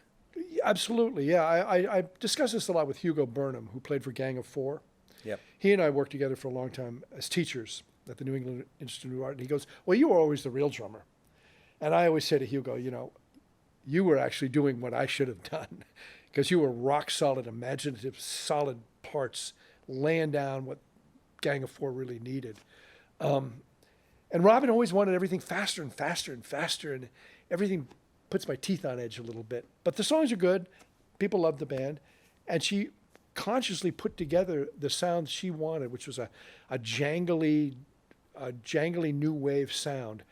Was it punk? No, of course it wasn't. But as Bill Flanagan says in the movie, the definition of punk was very fluid. Yeah. Tom Petty was called punk. Yeah, most of the stuff that they call punk. I mean, punk was a very short-lived thing as far as I'm concerned. Punk, like Unnatural Acts. Yeah. Or, I think some of the best actually happened after we were off the scene. Barb Kitson in the Thrills. They were great. And there were a lot of really good, more more edgy, more true punk bands. Robin was a songwriter from Los Angeles, and she was gorgeous and blonde and could sing like nobody. And Asa and Leroy had, come from Jonathan Richman's, and they had a way of playing. Scott was rock solid. I could play all over the place. It was a little too slick to be called punk. And so we got a little resentment for that. But people loved the music, because Robin was a great songwriter. So last night when you and I were talking, Yeah. I need to apologize because I said that you guys weren't. You had said that when you played with the Undertones, when you guys had gone on tour with the Undertones, and I said, they were clearly a punk band, the Irish punk band, and they said that you guys were pop, and I was thinking like you guys were pop or like more like. Because I had seen Robin later too, and I'd seen her play more stuff that was almost folky, Right. even like when at Asa's at the memorial for Asa. Yeah. So I saw her play something that was softer. But then I watched the movie last night, and I hadn't seen it before, and I forgot what Robin Lane and the Chartbusters really sounded like. So if you want to hear what Robin Lane if you want to hear them kick some ass, the I Don't Want to Know, Live at the Rat. Just Google it. It's on YouTube. Asa, I don't know who the guitarist is who just rips off a killer lead in that. Asa, all the Asa, time. and it just totally, it's a great song. And you guys are not a pop band. You're not you're a rock and roll band who knows how to rock and roll.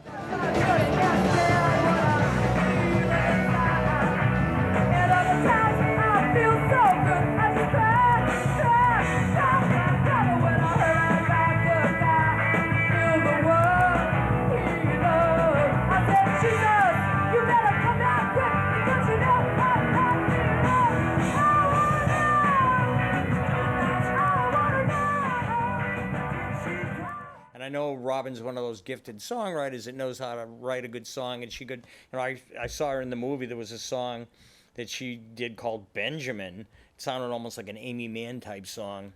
Well, that was written to her son. Right. When she had to give up her son for adoption. Right. And back in the way before she. 69. Yeah, way back then. Say a little prayer for Benjamin.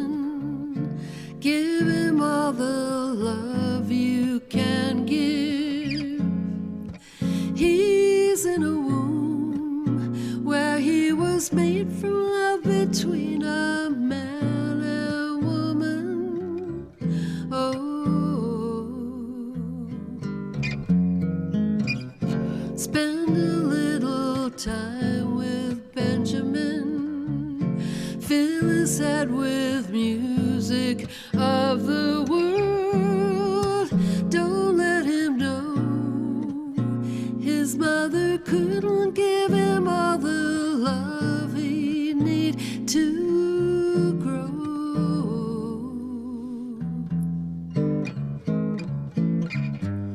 He'll grow up in just about the way you see him, as all children do. But when he grows a bit taller, he'll find his soul ring out the bells. Here comes a big day. Say goodbye from me to Benjamin when he comes out smiling at your face. Don't let him down. He will give you all the love you give to him. Goodbye, Benjamin.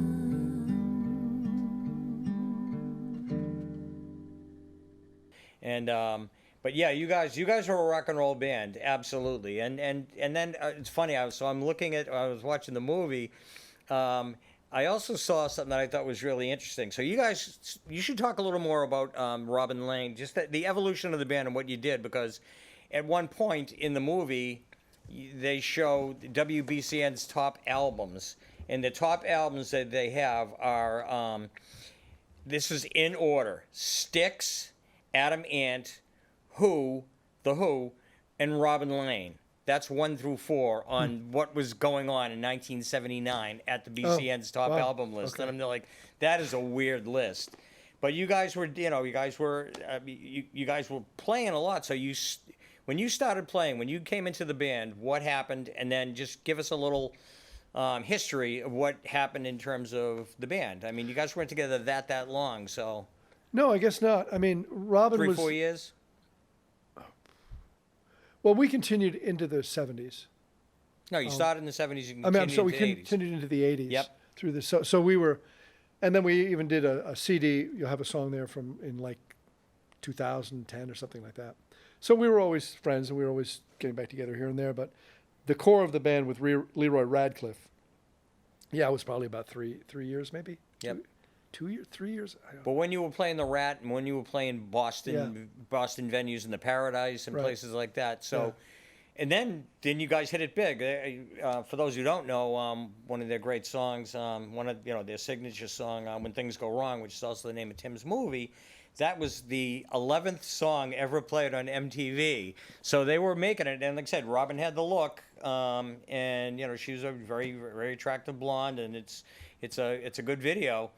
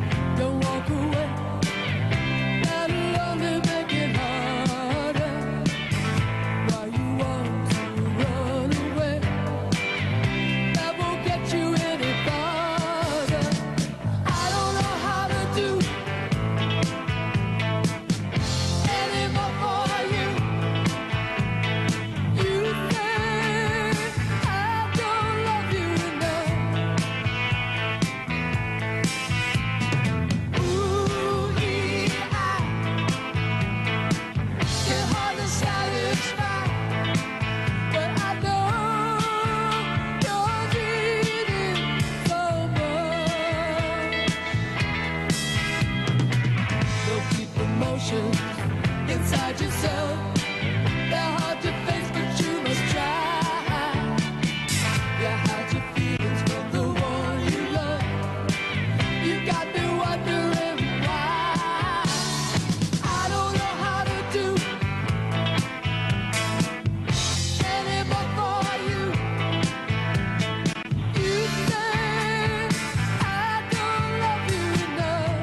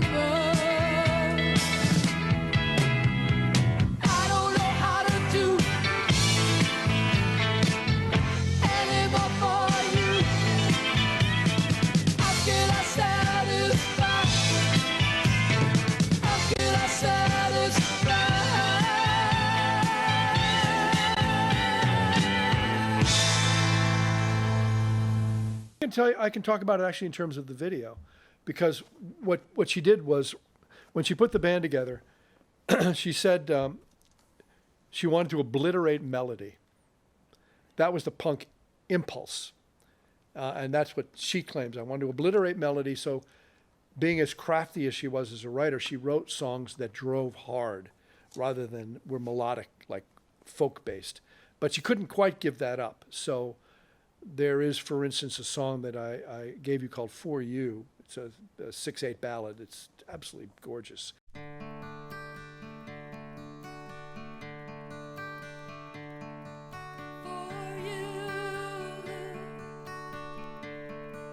I've waited so long for you. I would do anything right. I would do anything wrong. When I go to sleep at night, I dream about you, but you're not here when I'm not dreaming. I don't know why I can't find you. For you, I've waited so long.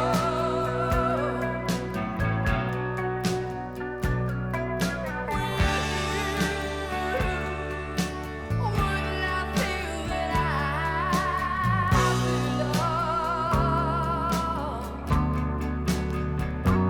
There is a picture of you inside of my heart. I carry it with me wherever I go. Just by chance that I may find you. And so she still was doing some of that, but she was consciously writing for the scene, for whatever punk was.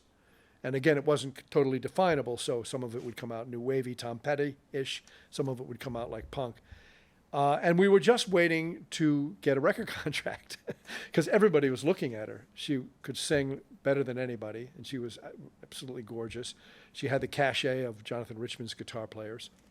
So we waited, and we were looked at most closely by Planet Records. He produced Ringo's album. It's named just Richard Perry. Okay. Richard Perry, who had done Ringo and had done a lot of classic records, and Warner Brothers. And Richard Perry came and he said, I would like to sign the band, and can I come watch the band? And our manager Mike Lembo said, yeah, well, they're playing this place called the Rat. And Richard Perry, he said, don't dress up. It's a pretty grimy club. And he goes, okay. Shows up. He's about 6'3". He shows up in a 3-piece white suit in a white limousine. No, no. And he comes into the Rat. And Surprised Mitch let him in. Yeah, Mitch let him in. And he said, watch out for this guy. He's British. You're going to know him. And he ended up marrying Jane Fonda, too. He recently passed away. Anyway, he nailed the sound of the band. He said, well, what you got to do is you got to, the drums have to drive through. You need the whole thing to be textured like guitars. Essentially, he was describing a Tom Petty sound. And he knew exactly what we needed to do. Then we're being, looked at by Warner Brothers. And we had to decide, who do we go with? Planet Records and Richard Perry, who understands all this, or Warner Brothers, and we don't even have a producer yet. But Warner Brothers had the distribution. And little did we know they were going to be starting MTV. So we went with Warner Brothers. And they said, where do you want to find a producer? You want to go to New York or Hollywood? So again, we said, well, we'll go to Los Angeles. That sounds like fun. She's from there anyway. Well, that's right. That's right. And they got Joe Wissert to produce it. He had just done Boz Scaggs' Silk Degrees. So he's on, It's a great album. Great album. But it's not a punk. No, it's not. It's not even a Robin Lane. I mean, it was totally wrong. And then the album cover they put together of us peeking through the cover with pink and back. And what was the name of that it was record? I think it was just called Robin Lane and the Chartbusters. Okay. And that was Warner Brothers' idea of what punk looked like, the slit paper and poking your head through. And Robin never really got control of what she needed to do to create an image for herself. So she was a little bit at the mercy of a manager who was immature. Mike Lembo was in his early 20s. He used to lie about his Big age. stocky guy, right? Yeah. Nice guy, But he and Robin were like, oil and water. And he, so he wasn't making necessarily right choices for her. He was too young. He wasn't in control of her enough. She was very difficult to deal with. She was a little on the older side. I think when I did the Chartbusters, I was 30, an old man.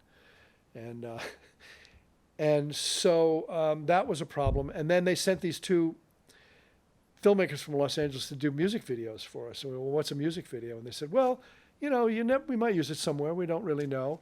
We'll do this one when things go wrong. And we've got this idea. We'll put you on a sailing ship, and you're going off to sea with Robin's boyfriend, who was actually her boyfriend at that point, Leroy.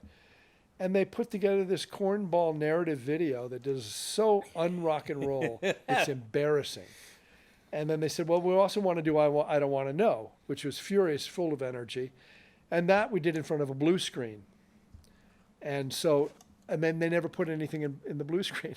So it's just playing, lip syncing to the album version in front of a blue screen. And that was the whole video. That never even made it to MTV.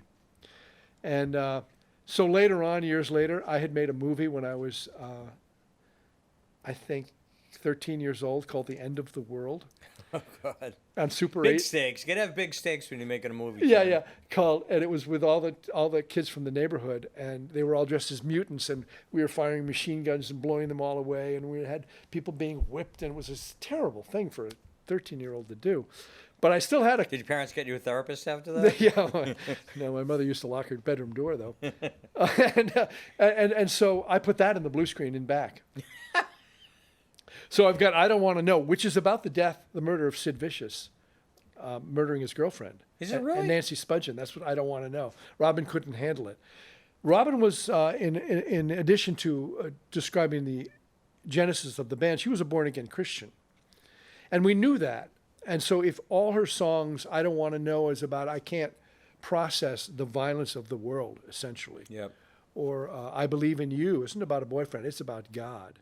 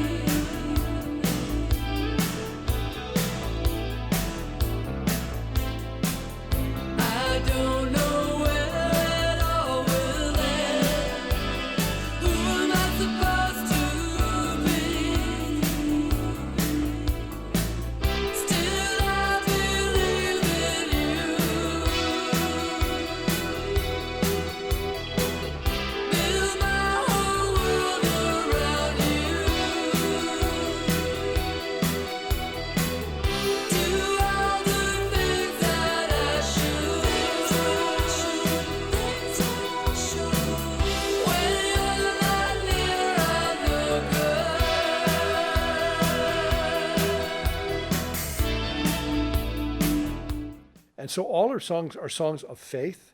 So she was big on the Christian circuit, but we never talked about that at all. We were... At what point was she big on the Christian circuit? Before? No, during. Because During? people who knew that. Yeah, she would be interviewed by Christian magazines and stuff like that. Oh, that's interesting. Yeah. No, it was a real disconnect. Especially with the filthy degenerates at the Rat and with the born-again Christian girl on stage who looks like, she belongs. Yeah. And she did. And plus, she was a good performer, too. And, as much as we would misbehave, like a regular band should do on the road, in all ways, she never did. She was always, sober. Well, not sober necessarily, but I never saw her do any drugs ever. So I think that out-of-control scene that we were all a part of wasn't difficult for her, but she was an odd match for it. In addition to an odd match for the songwriter, because she was consciously constructing songs without melody and then getting us to pump them up. And it was great. It was great, but it was weird. So anyway, The End of the World on the blue screen seemed to fit my 13-year-old movie of people being slaughtered, like the perfect backdrop.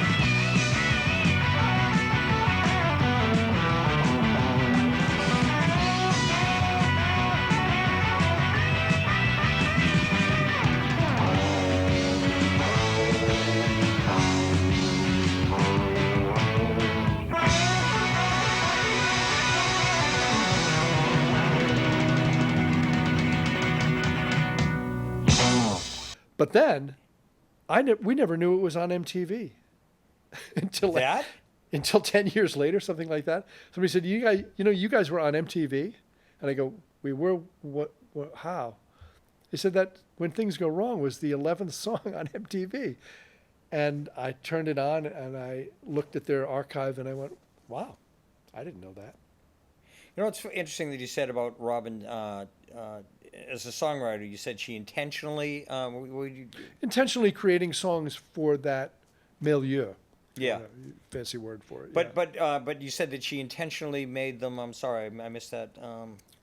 whatever. Obliterate melody? Yeah, obliterate melody. Yeah.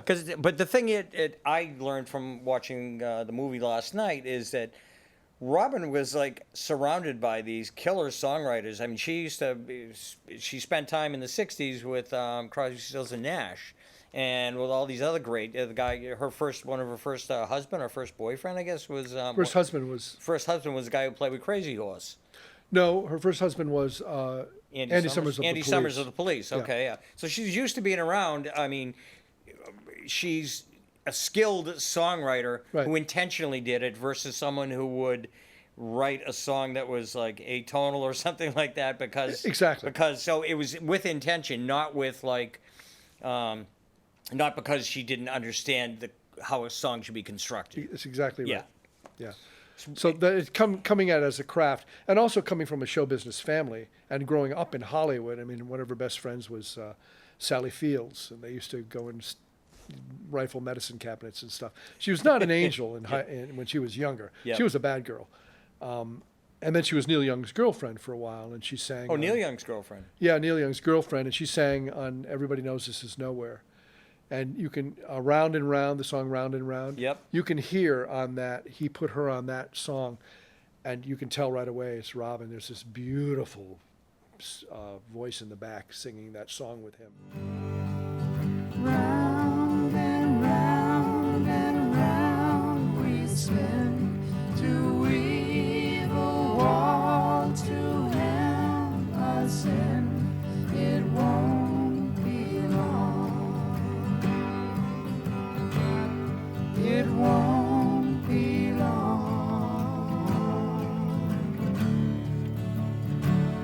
How slow and slow and slow it goes to mend the tear that always shows.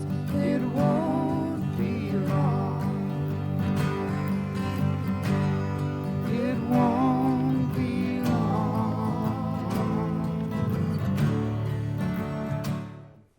So yeah, so she was that was her world, but I think she went a little insane, probably LSD, something like that, and so she committed herself to a place in Pennsylvania. That was when she was younger. That's way before the Chartbusters. Before the Chartbusters, way before, yeah. So, and it's all in the movie, and she had a boyfriend there, and that's when she found. She had a traumatic childhood too, a very traumatic childhood. And all of that, yeah. Growing up too fast around those people. She told me at one point, and I don't know if she stands by this, but at one point they were looking to sign Joni Mitchell, and Joni Mitchell said, you can't sign me if you're going to sign this Robin Lane woman. There was too much competition for another beautiful blonde woman who was a good songwriter. And it's just a thing. I mean, it's totally understandable. And there's no comparison between Robin and Joni Mitchell. Right. Yeah. Joni Mitchell's like a jazz artist and everything else. But, I mean, that's how close she was all the time. And then when she was with Andy Summers, they were writing songs together and all of that. He hadn't been in the Police. He was struggling. He had no money. And he never liked the Chartbusters. So he just thought it was too pop. He didn't like what she was doing. Really? I think we were offered a gig at Madison Square Garden with the Police, and Robin didn't want to do it. These are the career decisions that were not so good. Robin says that never happened. I swear I remember that. And they said, we're not ready. We can't do that. I don't want to. And the Police came to see us at this club in New York, the Ritz. Nice guys, but it's just that connection never happened either. Now, you had said earlier that in some ways, and maybe it was from the movie, maybe it's what we talked about earlier. You said that in some ways, Robin was trying to fit into that sort of like punk genre. And so there's one song that you had sent to me that I listened to last night, and Psychotic Disorders. Oh. And I'm there, like, the first thing I thought of, I just wrote a note, and I go, reminds me of Lena Lovitch. Oh. Because it's Right. crazy, Yeah. and it's a good song, but it's crazy, and it's like it sounds like that was built for MTV, built for new wave. It wasn't punk obviously, but it was like a new wave kind of a thing, and it's kind of out there. So it's a great song though. I mean, It's a great song, but that was the kind of song that our manager would drive him up a wall because he wouldn't know what to do with that song. He would say, "This is, you can't do a song like that." He had another one called "They Died in Germany." She had some real crazy ass songs. That's the version of Psychotic Disorders I gave you was the one that was done for an album that we did, the later in like the 2000s, and I just loved the drum fills. It was so much fun to play. oh yeah, And there's a lot going on in that. a lot going on, and it's crazy, and it's the opposite of what management would have hoped she was doing to create an image. Whereas actually, by your saying that right now, I'm thinking if somebody had been really on top of it and said, "That's like Lena Lovitch, let's put that on TV," that might have been a whole other kettle of worms. Yep. The version maybe you'll be playing or something like that is a lot, as crazy as it is, it's a lot more neatened up than some of the original versions of it, which were like, garbage cans rolling down the stairs. Total insanity. And we had a lot of songs like that were completely insane. They never found their way into a record? Or? No. There's a few on our 3 CD collection that came out a couple of years ago. Some of those are on there. Because that's the other Actually, Psychotic Disorders isn't even on. I gave you that because that's not even on that 3 CD collection. Okay. And I just love that song. It's so unhinged. It's totally unhinged, and it's like I said, it's a really interesting song. Yeah, It's yeah. definitely interesting. Keep rolling, keep rolling. Wolf Alice, yeah. What do you mean you're not coming? Well, that's a bit selfish, isn't it? What? No, just forget it, Mum.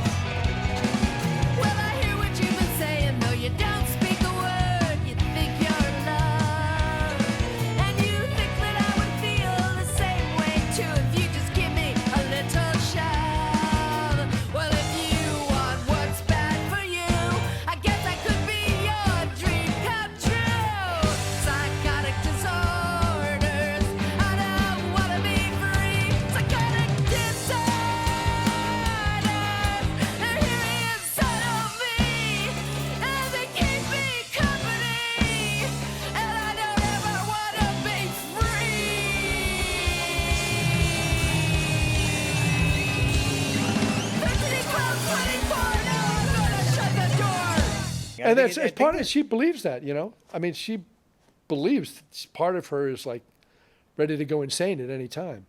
She's like that. She's on the edge all the time.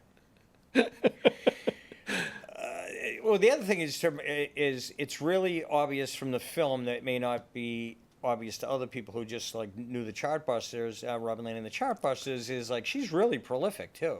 Yeah. I mean, she's someone that like when I watch that movie, I'm like, this woman just cranks this stuff out all the time, Right. and it's what she does. It's sort of like back in the day, back in the 30s and 40s, they had guys who did nothing but write songs, Right, and it's like that's what she sort of reminded me when I was watching that movie last night. Well, yeah, it's good that you say that because one of the reasons for me to make the movie, first I wanted to create a good narrative structure, a rise and fall and a comeback. I wanted to do something like that, and my wife suggested, "What about Robin?" And I went, "Never, no, I can't revisit all that stuff." And then I thought about it, and I had seen a couple of rock documentaries. Nothing was out like this at all. There were no rock documentaries about women, and very few rock documentaries at all. And I said, well, I want to be one of the first This is people to do 2008. You made this? Right? No. That was when you made Radical Gestures. So it was later than that, then, right? Yeah. Did I make it after? I made it right after Radical Gestures. Okay. So maybe 2010. Okay. Yeah, there were a few of them, and I saw that this is going to be I don't know if you want to call it a genre, but there's going to be a lot of biographical films about this generation, and I thought, well, Robin's is a really good example of, first of all, a woman in the business. Second of all, the business in general, where it started and where it went to, and how it affected her career. And then third is what you just said. She deserves to have more recognition for her skill as an artist. She's an amazing singer and an amazing songwriter. Oh, she's a great singer. And she just didn't get the payoff that I don't know, deserved is the right word or what the right word is. And I've worked with so many people like that. I'm just a drummer. Nobody cares what happens to me. I'm just there. But I've worked with so many people who were just enormously talented and they never get their due. And I thought that's another reason why that story should be out there. So people see that it's the passion and the focus you bring to your career and the self-satisfaction you have in doing what you do that will really matter in the end. We're not that different in age. And that's what you're going to look back on, not whether or not everybody worshipped you or you were on MTV or you sold 1 million records or you live in a mansion. That shit's not going to matter in the end.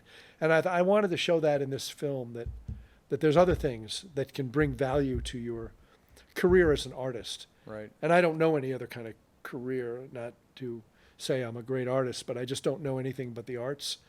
And so it takes a certain amount of imagination and intuition and a little bit of courage and some really good connections and staying friends with people to make that work out for you when you have a career or you're looking for a career in the arts of any kind. When I was first playing music, you couldn't be an actor and a musician. It just, the two things weren't working together. Right. Now that's the thing to do, and I can't seem to be pulling it off anymore. But a little bit. But I mean, when you look at one of the reasons we were talking earlier, I like to listen to college radio is I hear such a wide range of like really talented people that occasionally I'll pick up on, that I'll get a record, I'll go to see them in a show. There was a woman, I like Americana music, and so there's a woman named Amanda Ann Platt and the Honeycutters. And it's like I heard a couple of songs with them. I went and I showed up. I go, oh my God, this girl's amazing. Yeah. Why isn't she famous? Right. And she's not like classically pretty or anything like that. So maybe that has something to do with it. But what a great songwriter. And they're like, I mean, just on a local, you and I were talking before the show about Emily Grogan. I've seen Emily Grogan a couple of times, who played with Asa Brebner, that's played with you guys, and I saw her a couple of times. I go, why isn't this woman famous? I mean, she's got a lot of the ingredients. I mean, she's a really good songwriter. She's a really good guitarist. She's very attractive, and it's like, why didn't she like end up doing? I mean, it's like, and there's a random. But the other thing that people don't understand, I just finished the thought, is that the people that I know that play music because they love doing it.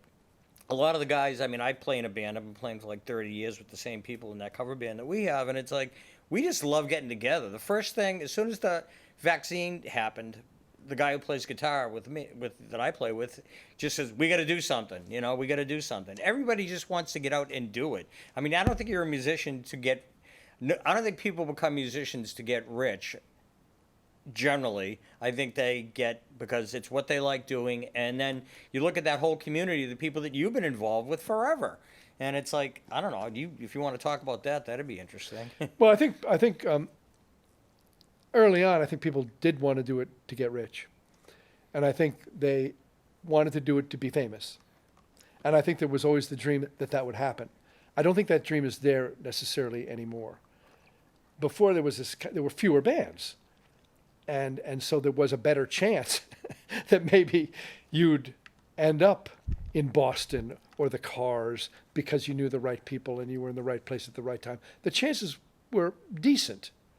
I mean, in my case, maybe that happened a few times. So I think it was less realistic then. And I think some of the people that made it okay, we've talked about this too, never quite recovered from the semi-fame they had and keep expecting, where's the recognition I needed for having achieved a little something in 1984 or something like that. And some people never grow out of that either. They don't. And and that's why I say it really has to be about finding what it is in you that is bringing the satisfaction to that or making it an adventure for you. Nowadays, I think, yeah, you can discover great artists out there, but record companies aren't supporting you anymore. There's no, record album sales. What does that mean anymore? Nothing. You get like, I've seen some of the royalty checks from Spotify for like Dennis Brennan will bring it to the dressing room. Hey, I got my Spotify check. It's like, 54 cents. Yeah. I mean, you have to sell millions of views. So it's not going to happen. The only way you can really do it is playing live or get in a movie. And it's pretty much always been that way. There was a short period of time from maybe the advent of the Beatles through maybe the mid-90s when record companies would support you. And they even had A&R guys, artists in repertoire, who would help you develop that image, find you the songs. And there was our tours were supported by Fleetwood Mac, essentially. The money they made went into our tours. Right. But that stuff doesn't happen anymore. Everybody's more desperate. So now it's the way it maybe realistically always was. You want to play music? Okay. Have your day job and go off and tour for a while. I mean, there are people certainly in town who can maybe do enough sessions, but in a place like Boston, good luck. Yeah. I mean, everybody can't be Duke, Levine. Yeah. Who can just do a lot of sessions or, there's a few drummers I know who can do that, I suppose. But that's a big risk and you're not going to get rich. So I saw that early on, that I needed to keep meaning in my life. I think I was in Paris with Laverne Baker, with Barry Marshall, who you interviewed on it. Yep. I told you this earlier. I was looking around the swimming pool going, wow, this is great. Paris and clubs and smoking cigarettes and, art museums, whatever I want to do. But I do not want to be doing this forever. Yeah. So what's next? And take that next step. And percussion, little Timmy.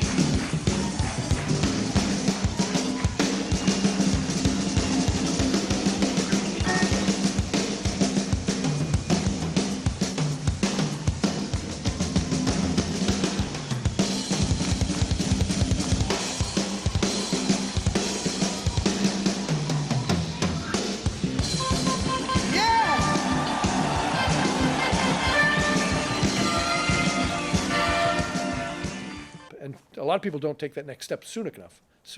Now I think you have to. Everybody's kind of got to have that second. But you job. must have, I shouldn't say you must have, but so when you get you get an MTV hit, you guys are touring, you do national tours, you tour in the country, and you get great radio play around here anyway. I don't know what it looks like on a national, but you must have been thinking at some point that like, hey, Robin Lane in the chart, this is the ticket. This is what's going to happen. We could, and you plus with Robin is not. I mean, she's someone who had a talent that would just keep producing stuff. So after you did the first album, and then you tour, and the first album did really well, and so what happens from there? I mean, I know you did other albums after that, but I mean, what happened? I mean, so you go out, you start touring, did you think at that point that you might, like, this might be my ticket? This might be my... Yeah, I just don't know what that ticket is supposed to purchase. Yeah. I really don't. What does the ticket get you? It gets you a tour, it gets you a salary, but it's just like any job. Well, that's a sober kind of way of looking at it. But Right. like the people that you were just talking about, we're not looking at that way at all. It's like, wouldn't you think that there's a certain amount of people out there that are saying like, here we go. Okay, we could do this for the next 10 years. Just keep touring, keep making records, and, and... Well, I suppose if we had, I would have done that. Yeah. But Robin had a baby. Yep. And the second record didn't have a hit on it, I guess. And what was the name of that record? Imitation Life. Okay.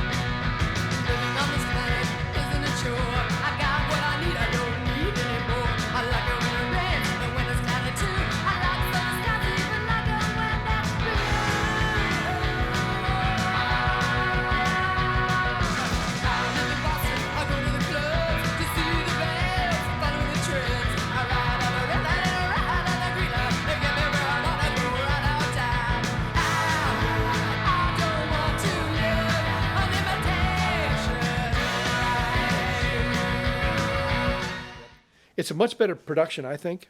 Gary Lyons, who had been assistant engineer, I think, for Queen under Roy Thomas Baker, knew how to create a good, dense sound. And I thought, that was terrific. And we were recording that and staying a couple of blocks away from the Dakota when Lennon was shot. So I always remember when that record was being done, and that New York just shut down. And everything sort of changed then. And another change was MTV, because we had that early song on MTV, music became about creating an image. You had to have an image. You had to have a strong image. And the death of Lennon put a weird, everything got ugly for a little while. That's 1981, right? Yeah, I think it was, yeah. And so then we didn't renew our contract, and that was just it. And and then Robin had the baby and broke up with her boyfriend, and so that was it. That was the end of the Chartbusters in that incarnation. And then our incarnation, we kept playing. I played with concern. Asa, continued to play with Asa. We had another band and another band, and at that point I would have to, my career, decide, do I go to New York or Los Angeles and do something else? But there were so many other things I wanted to do. So to survive, I joined a wedding band. It was really good, though. Really? Yeah. I had never played in a wedding band. I'd never been to a wedding, believe it or not. I didn't know about... How's that possible? I don't know. How can you my be parents 35 years old? eloped. I eloped. Oh. I never went to one of these things where you have pre-dinners and bridesmaids and speeches and toasts. And so it was actually really fascinating to do it for a little, with a bunch of Berkeley people. And Kevin Barry, the guitar player who plays with Dennis Brennan and everybody in the world, absolutely amazing guitar player. He was in the band for a while. So we all did that, and I guess that was repaying my dues for a few years. But then I said, okay, I can't, this is... So I was talking about the Rat, so I was in 7 bands for a while. One of them was Barry Marshall. the Chartbusters were still playing. The band that Time Forgotten I had put together, a band called the Young Rationals and a band called Vast Deferens. And I think there were a couple of others. And I would book 4 of them at the Rat in a night and just take money from all of them. Wow. So I could keep my drums set up, not have to move on and off, and I could get paid 4 times. That's a hell of a workout, isn't it? No, that wasn't that hard. Playing drums is not as hard as it looks. Oh, really? Yeah. I don't know. I saw you some of the clips. You had huge guns. I mean. Yeah, I know. Well, that's because I never stopped playing, I guess. But it wasn't physically hard if you play right. Oh, okay. You know, I mean, it was a Springsteen, but he's 70 years old and he plays for 2.5 hours. Charlie Watts. Yeah. Charlie Watts is pretty funny. And then they trigger that stuff big time. But yeah, he's great. So, so that's entirely possible. But, yeah. So what was the original question there? I forget. One thing, we're probably coming towards the end of our time here. But so by playing the band The Time Forgot, which you guys, I mean, obviously everybody went on pause. Are you guys going to get back together and start playing some more gigs? Or? Well, after I realized that I needed to do something, and I said, well, I'll be in 7 bands. Let's see if it pays off. If it doesn't, let me go finish my undergraduate degree. But I need something to support it. I got out of the car one day and I said to my wife, I got a name for a band. The band that Time Forgot. She goes, oh, that's good. What would you do with it? And I go, there's no 60s covers bands. I'll do that with all the best guys I know who also need to be doing other things and not relying solely on a great career break that's going to make you for the rest of your life. And love playing. Let's face it. Oh, well, that's the given. That's what I'm saying. I mean, that's the thing. It's not about the money. It's nice to get paid. Oh, but, absolutely. Yeah.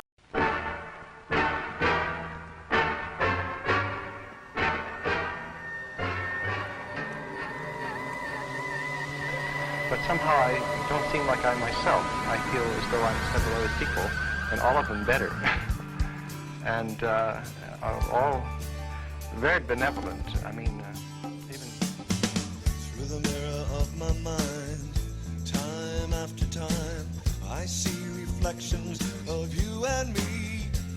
Reflections of where I used to be. Reflections of love you took from me. I'm all alone now, no love to shield me. Trapped in a world that's a distorted reality. Happiness you took from me, left me all alone, only memories. Through the mirror of my mind, through these tears that I'm crying, reflect the hurt I can't control. 'Cause although you're gone, I keep holding on to the happy time, girl, when you were mine.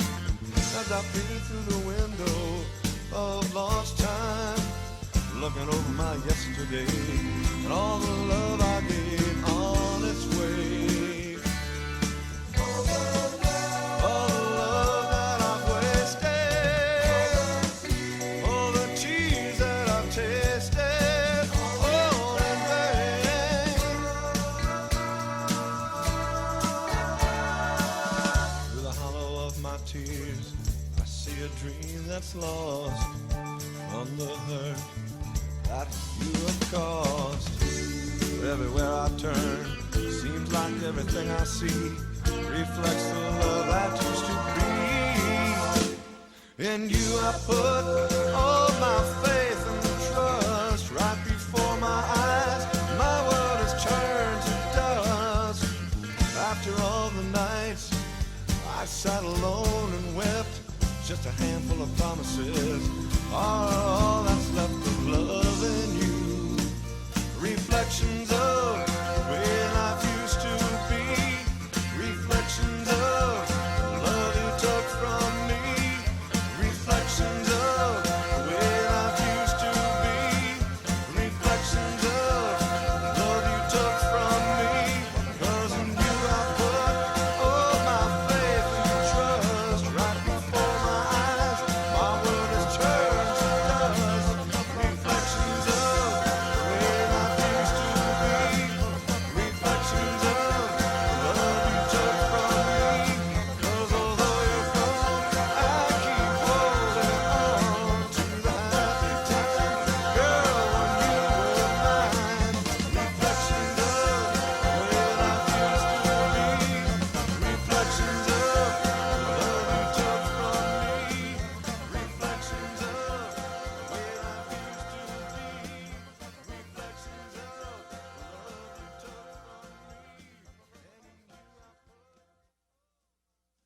I had a banker one time when I went in for a loan. It was an African guy, and he said, man, you do this acting, and you have this music, and you're doing writing.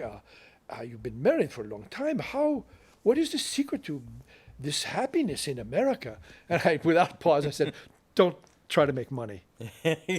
This just blows the whole deal. If that's what you're after, forget it. That's anti-American dream, Tim. You have to be anti-American dream, yeah, and be political and be a humanist, Yeah. So that what you're doing it because you like to be connecting to people. You know that as an actor and a writer, a musician. You yourself know that that's really, it's connecting. That it's not about pay attention to me necessarily. It's about connecting to interesting things, about having an adventure. I was talking to a friend of mine the other day, and we were talking about getting older and retiring or whatever. I'm not going to be able to retire. Luckily, I'm a writer, so I don't have to break bricks in the sun or anything like that. But we were talking, and said there was a thing where somebody said nobody ever, when they were on their deathbed, said, "Geez, I wish I worked more." Yeah, right, yeah. And it's the truth. Yeah. And if you enjoy what you're doing, and obviously you've been doing that for a long time, so. Yeah, but I'll tell you, the writing thing that we do now, I mean, you're really a writer. I'm a pretend writer that keeps trying. It's agony. So I've got to make myself suffer. I practice every day, new skills. I write all the time. I memorize monologues, so I try to keep some acting fresh, I have to suffer. I have to have guilt and agony a little bit all the time because life is too good. I need to be doing more. Yeah. But anyway, I'll just say the last thing was, so when I did that wedding band, I was called by another group called the Young Rationals. And they said, do you want to be in this band? You probably don't because you're like this guy from Robin Lenny, Chartbusters. They go, trust me, you guys, I'm just a drummer. So I went and played with those guys, and they were fabulous. And what was it original material? Or was it all original material. So they're really cerebral, right? Cerebral, carefully arranged. Richard Gates was the bass player who now plays with everybody. We've been working together now for almost 40 years, Richard. One of the finest people I've ever known. And Steve Stone, who has a video production company and is a painter and a brilliant songwriter. He sang and wrote all the songs. So it had that consistency. And then Sheldon Mirowitz, an amazing guitar player who runs the Berkeley Silent Film Orchestra and teaches at Berkeley now and also does film composing.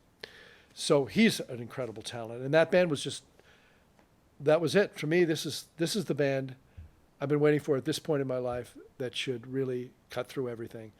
And I realized it's not going to happen because we don't have the image that Boston wants. We're not blues and rock based. We're Steely Dan-ish. And we don't have a manager, and we don't have a producer that knows how to do it, who's going to take us on that ride. And there were so many things, including age, and we weren't even that old at that point, maybe 35, maybe 40.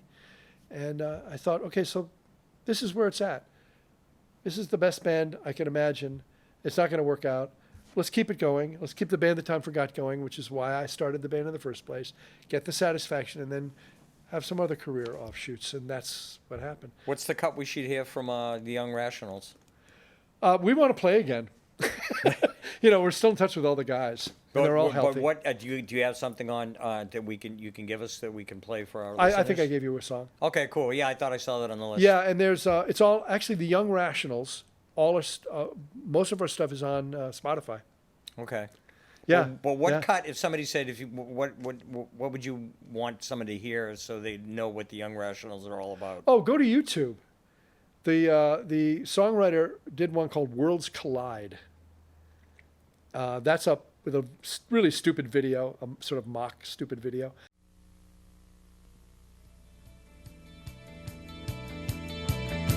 Everywhere I look, I see people being pushed by greed. What am I supposed to do? I don't share that point of view, but I don't want to fight their minds with my old peace sign. Once I screamed out loud, now I join the crowd. Hey, that's right, I don't care no more. Yes, that's right, I don't dare no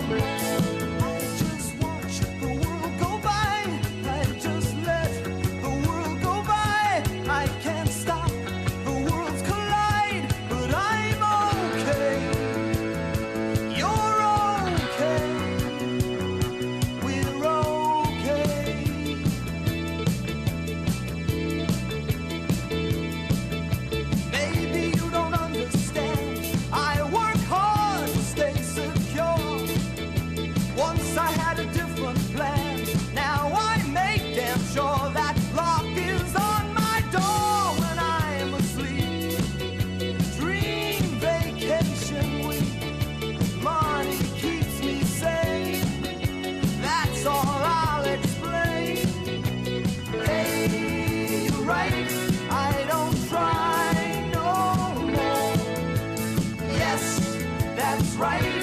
I don't cry no more. I just watch the world go by. I just let the world go by. I can't stop the worlds collide, but I'm just fine. You're just fine. We're so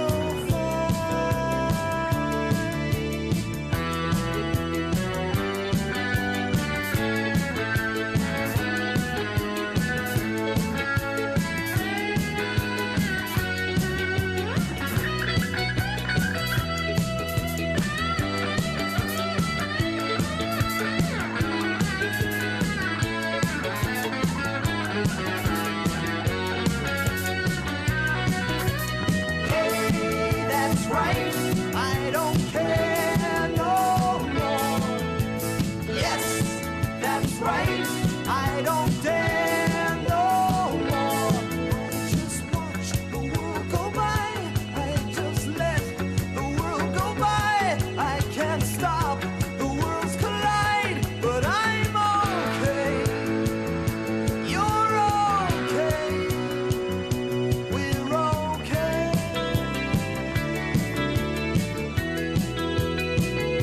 We're okay.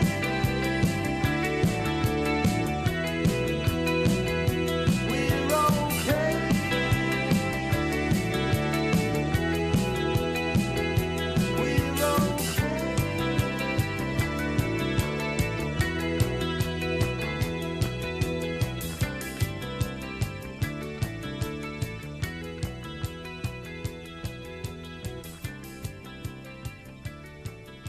And then one that I directed called Evidence. That's a mock story of a film noir murder set to the lyrics of the song, which is also just a great song. Those two are really fun, and they have a visual attached to them at the same time, yeah. Okay.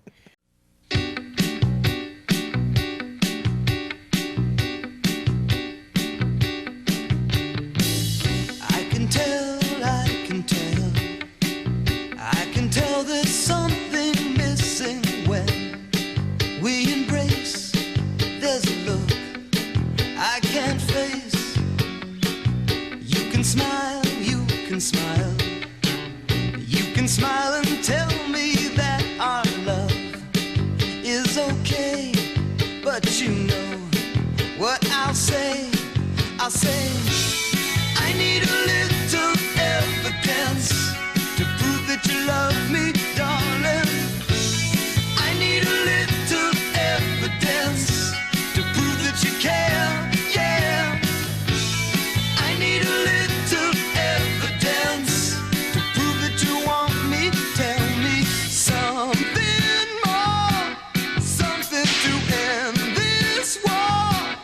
It's like I said before, I need evidence, evidence. You can try, you can try. You can try and tell me what I've heard isn't true, but you know what I'll do, because I need a little evidence to prove that you love me, darling. I need a little evidence to prove that you care, yeah. I need a little evidence to prove that you want me. Tell me something sweet, something that sounds concrete. Things could be very neat. Oh no, I don't like your hesitation. Oh no, I could use a demonstration of some vital information. We could have a celebration.